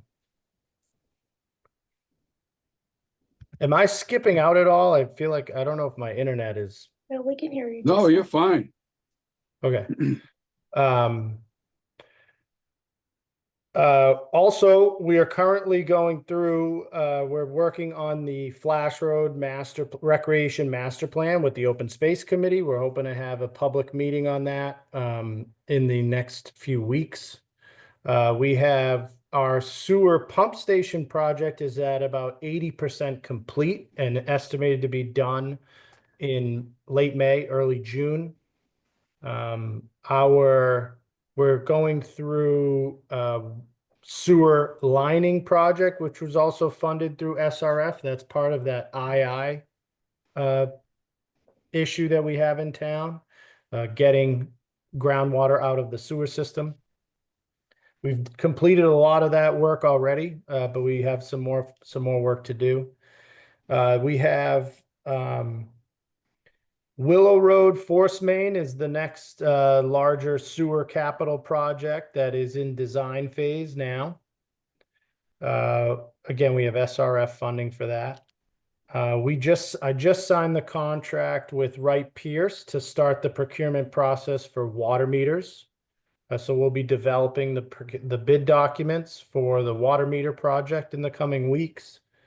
We also just signed our contract to move forward with our paving procurement. So the two larger spring paving projects are Emerald Road, Peter. Yes. And the intersection in front of the village church. So we got a state earmark to help pay for ADA improvements to the sidewalk and the crosswalk there, which kind of goes, if you remember, CPC gave the village church money a couple years ago to do ADA improvements to their walkway into the building. But there's no true ADA access to the sidewalk. So we're doing ADA improvements at the sidewalk there. We have our 40 steps, beach renourishment and coastal bank repair is going through design and permitting now. We'll be going in front of the Concom in the next couple weeks to give them an update on that project. We are Short Beach Dune, obviously, as we already talked about that. Once this grant gets signed, we'll be doing the remaining design and the remaining amount of permitting, and then hopefully getting into construction. You probably won't see construction there until next year. There's still a decent amount of design and permitting work to be done. And then there's a lot of small projects too, like handicap ramp at the town hall, small water jobs and sewer jobs. We're doing stormwater. I actually just signed a contract today to move ahead with the stormwater improvements on Whiteway and Willow Road. And of course, if the CPC article gets passed, we'll have some major structural project at the library up and coming. And then on the planning side, this upcoming year, the MBTA 3A zoning will be a big topic. And then that will probably flow into an update on the HPP, the Housing Production Plan, at a local level. We have the Flash Road Recreation Master Plan, and then the Planning Board has goals of updating the town's master plan as well. So they may be seeking funding through grants this year to get technical assistance to help launch that planning project at the end of the year into next year.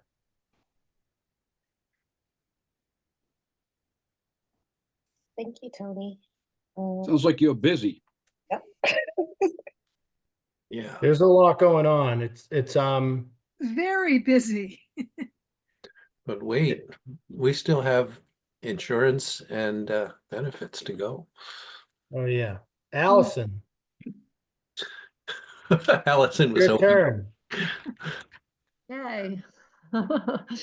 So, insurance benefits, health insurance benefits. The town uses Maya for its health insurance. It offers Blue Cross Blue Shield to its employees. They had originally stated when we were in the budget planning process to be prepared for like a 10 to 20% increase. I was erring on the lower side when I was first doing the budget. I was hoping for 12%, and I kind of tapped other communities' finance directors to see what they were hearing. They were all kind of hearing the same type of increase for FY26. We just got the final increase, and it's 18.79%. So for the town, that's a cost of over $100,000. The town pays for 68% of the employee's premium. So it's an increased cost for the town. It's also, and it's going to be an increased cost to the employee for their portion as well. But, just in talking with other communities, they're all experiencing, this same large increase, which is unfortunate. So Where For- are we finding the $100,000 in? all those things that Tony said we're not funding are going towards this. This is one of the things. So because, you know, this is something the town has to fund, we are, you know, per collective bargaining contracts, the town is required to fund 68%. That was the agreement. So we have to fund that level of increase. Do we fund other employees at the same rate that aren't part of a collective bargaining contract? Yes. Yep. Everybody's funded at the 68%. All active employees. Where is that 68%? What does that line up to other communities? So by law, we're required to pay at least 50%. Right. I can tell you 68% is on the low side. Okay. I came from a community in Marblehead, they funded 80%. And even that was low. So a lot of communities you'll see in the 80% range. Although with these large increases, I can tell you that some are coming back to the table if some of these, you know, bargaining contracts are up for negotiation, because small towns can't, you know, sustain Can't afford it. Yeah. incredibly large increases year over year. But it's another thing that factors into that retention of employees and attraction of new Yep. employees, that challenge that we face. And we have our collective bargaining agreements. Melanie, I think I gave you the percentages. Our police, fire, and DPW will all be into their last year of their 3-year contract starting July 1st. So we'll be negotiating contracts next year too. And that health insurance item is definitely going to be something on the table for us to discuss.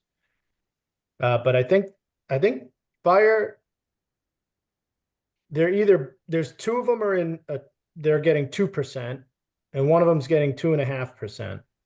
So police is 2.5% and fire and DPW are going into a 2% year. And school just signed a 3.5%. So No, they you signed first year, it's 3.25%. I'm sorry, 3.25 in the first year. Sorry, And my son was just saying goodnight to me. I went off screen for a hug. so you can anticipate that, you know, the other unions are going to come in looking for something in the 3s. Yeah, and that's base salary only. Right. Correct. So health insurance was a big wrench in the FY26 budget. In terms of insurances, the overall budget, you know, we used to budget for a little bit of cushion because the rates are unknown. They're still unknown at this time. I budgeted mostly conservatively at 5% increases. However, I had noticed, I did look at prior 3 years of spending on certain items, such as we have flood insurance for Kelly Greens. And I noticed that we had budgeted a little bit higher than what we had been spending over the past 3 years. So I did decrease the budget for that. So that's why the overall budget for all of the insurance items, it's an overall decrease from FY25. So I tightened up, you know, the budget. I looked at prior year spending and I adjusted those budgets that I thought could be tightened.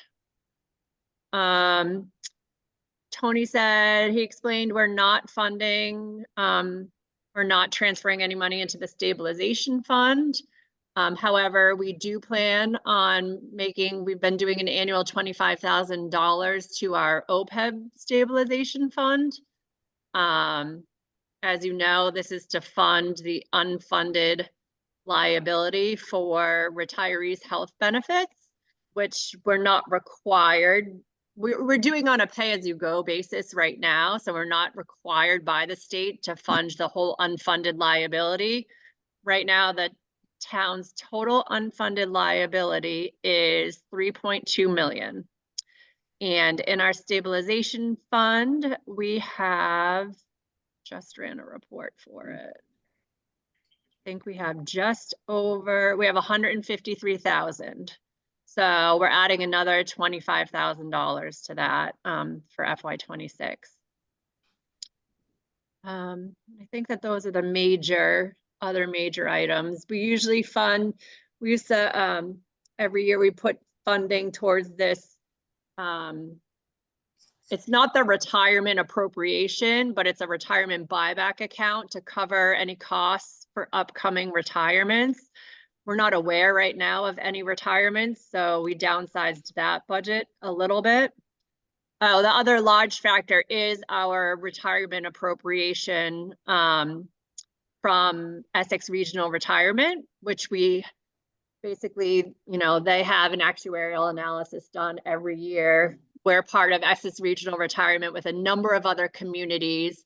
So, our appropriation changes from year to year based on our portion of the unfunded liability. So our increase for FY26 for that, because we received our appropriation letter already, is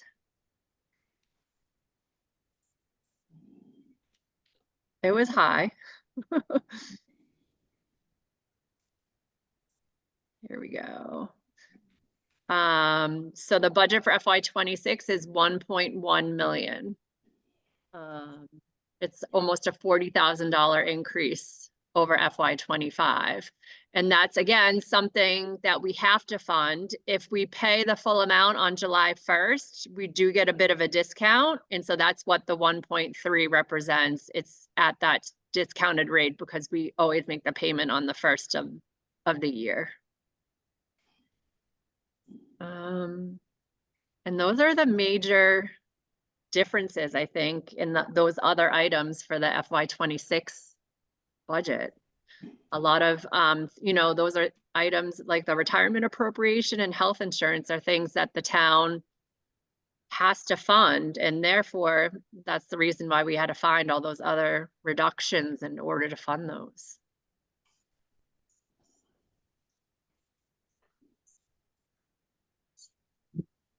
Thank you, Allison. Yeah, no problem. Allison, where is this going? Where's what going? What about next year? So from, my understanding is health insurance premium costs are going to continue to rise. I think we should expect another double-digit percentage increase for FY27 as well. One thing that the town can consider, and what the insurance rep had stated to us, is adding deductibles to the plan, which would reduce the increase in our rate. The town could also look to change its insurance carrier. But again, these items need to be bargained as well. So yeah. In my discussion with other town administrators who, are in Maya or in another insurance with another insurance carrier, it's the increases are across the board. Because I was trying to organize a group of us to kind of go to Maya and say, hey, we're all going to change if you don't help us out here. And then we talked to a number of other town administrators who are with other carriers, and they're seeing the same thing. So it's kind of industry wide. Yeah. Is Maya a commercial insurance carrier, or is that a state organization or a state? So MIA stands for the Massachusetts Interlocal Insurance Agency. So I think it's like a quasi-state agency. We also go through them for our property insurance. But our insurance is Blue Cross. Yeah, so the Blue actual Shield. insurance is Blue Cross Blue Shield, but Maya is the broker.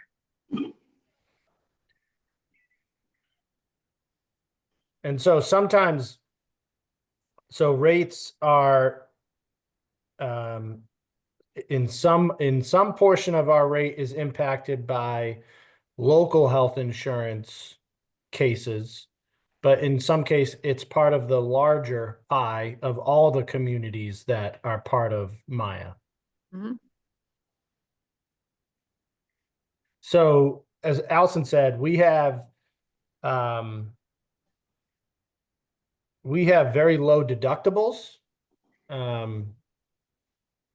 So one thing we can do to reduce our premium is to increase deductibles. Again, that's got to be bargained.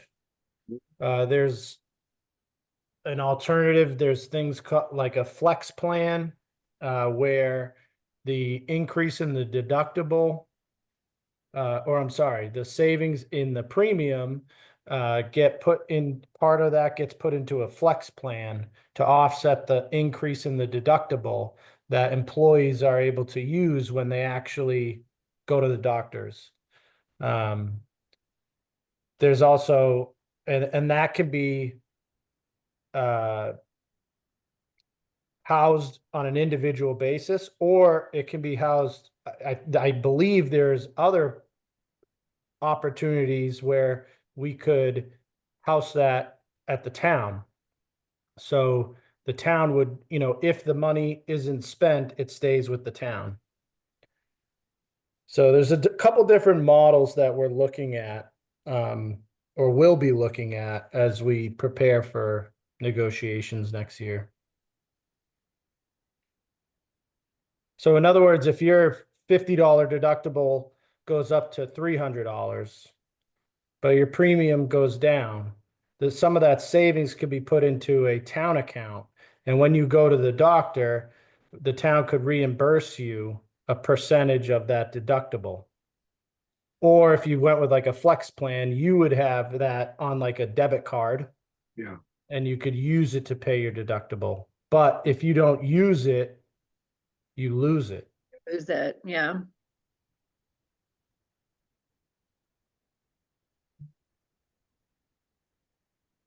I had to turn my camera off because my internet was trying to save some bandwidth here so it doesn't skip as much. Any other questions for Allison FinCom around benefits, insurance, retirement?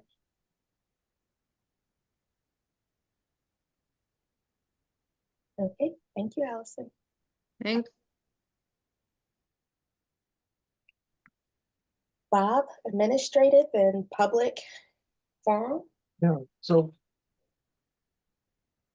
well, let's give everyone one more chance for questions. And so no, so are there any members of the public with us? There are not. So I guess we will not be having a public forum. And having said that, let's see, next week we are meeting Monday evening Right. at 6:30 for CPC. CPC. And some of the things that were on Tony's list will figure in that conversation too. Correct. Barbara, do you want to do any foreshadowing or not? Well, we're going to be talking about a lot about the library. That's my understanding. I mean, that's what we've been talking about. And with water causing serious damage, it's something we really got to deal with. I mean, I know you know that, but Yep. Okay. so we'll be hearing more specifics. I'm sure the library will be a big part of that. And bonding. Yeah. Okay. Tony, this is a practical question for you. Mm-hmm. The only Zoom account I have access to is yours. So right now, or at least when I booked it, the finance committee meeting overlaps with a CPC meeting on Monday night. Do you know if they intend to keep their meeting? I don't believe they do intend to keep their meeting, so I think it'll be free for you to take over. That's my understanding too. I went to the meeting and and also, Lynn's emails and everything. That's my understanding. Okay, all right, What so what account are we on now? yours. A Barletta. So Yeah. I can When go I- on there and cancel theirs, so there's no like issue when you go to sign in. Okay, And we talked, it's not going to be a joint meeting because they're not going to have a quorum. all right, good, or good to know. Yeah, But we and do have two other accounts if you ever run into that issue. yeah, I still have Kristen's, except I haven't used it in such a long time. When I try to schedule a meeting, it has the three-factor authentication on and it sends a message to her cell phone Oh, to authorize it. okay.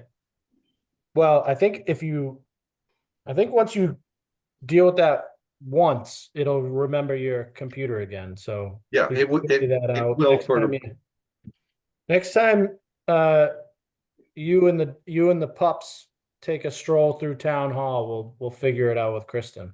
all right.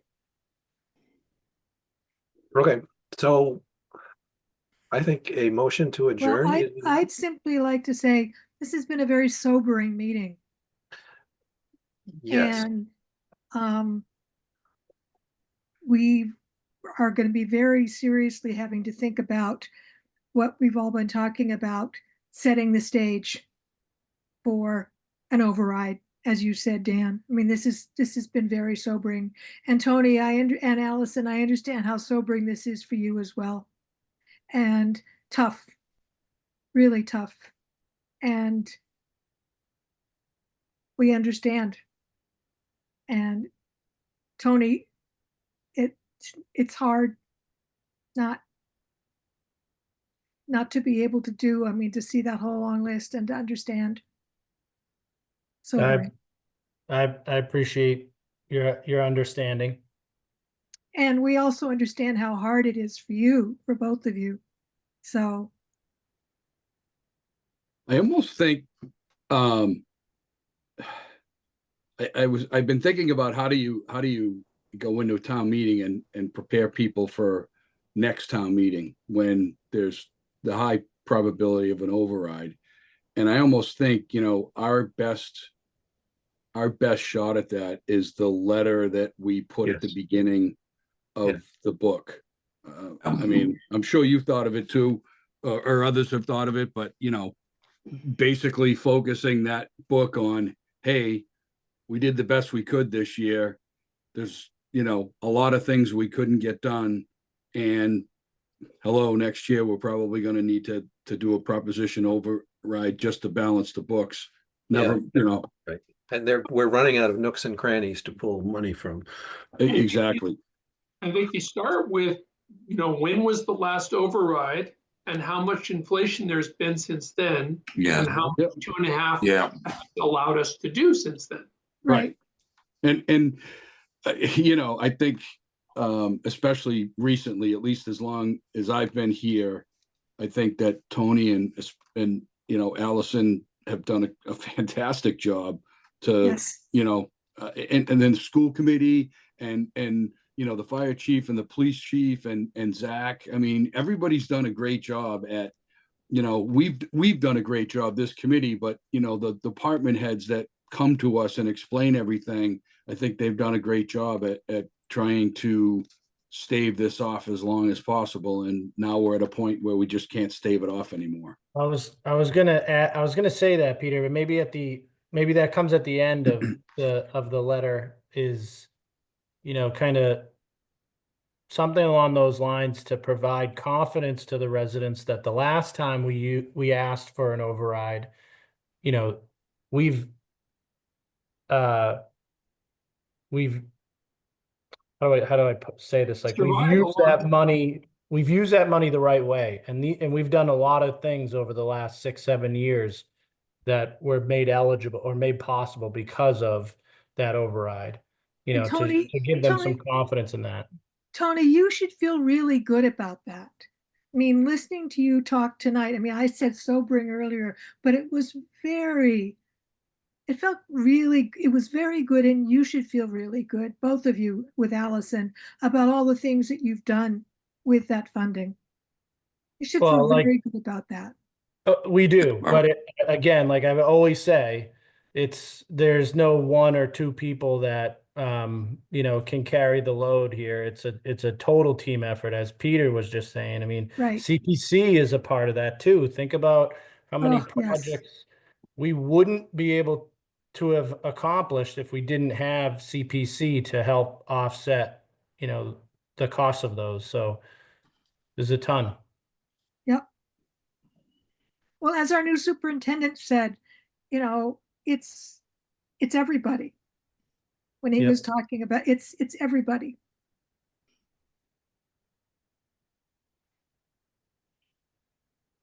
Yep. So I don't know, if you guys pick somebody who's gonna take the lead on, you know, the first draft of the opening letter, I can work one-on-one with them to, you know, outline that and then go from there. Okay. All right, why don't we take that up at our next meeting? Well, I can move for an adjournment. Is that appropriate? And I'll Yes, Yes, second it. Barbara, I will second that. Absolutely. Too All late, right. Dan. I already did it. All right, well, Barbara clearly made the motion, and you two guys can step out in the hall and decide. Yeah. You can give it to Dan. He'll, you know, I All don't right, want I him to give it, walk I away. give it to Dan. All in favor, Tim, I Dan. Dan, say aye. Aye. Barbara, Aye. Melanie, Aye. and in passing, Melanie, thank you very much for organizing this And taking minutes. and taking Oh. minutes. You're welcome. Thank you. Thank you, Melanie.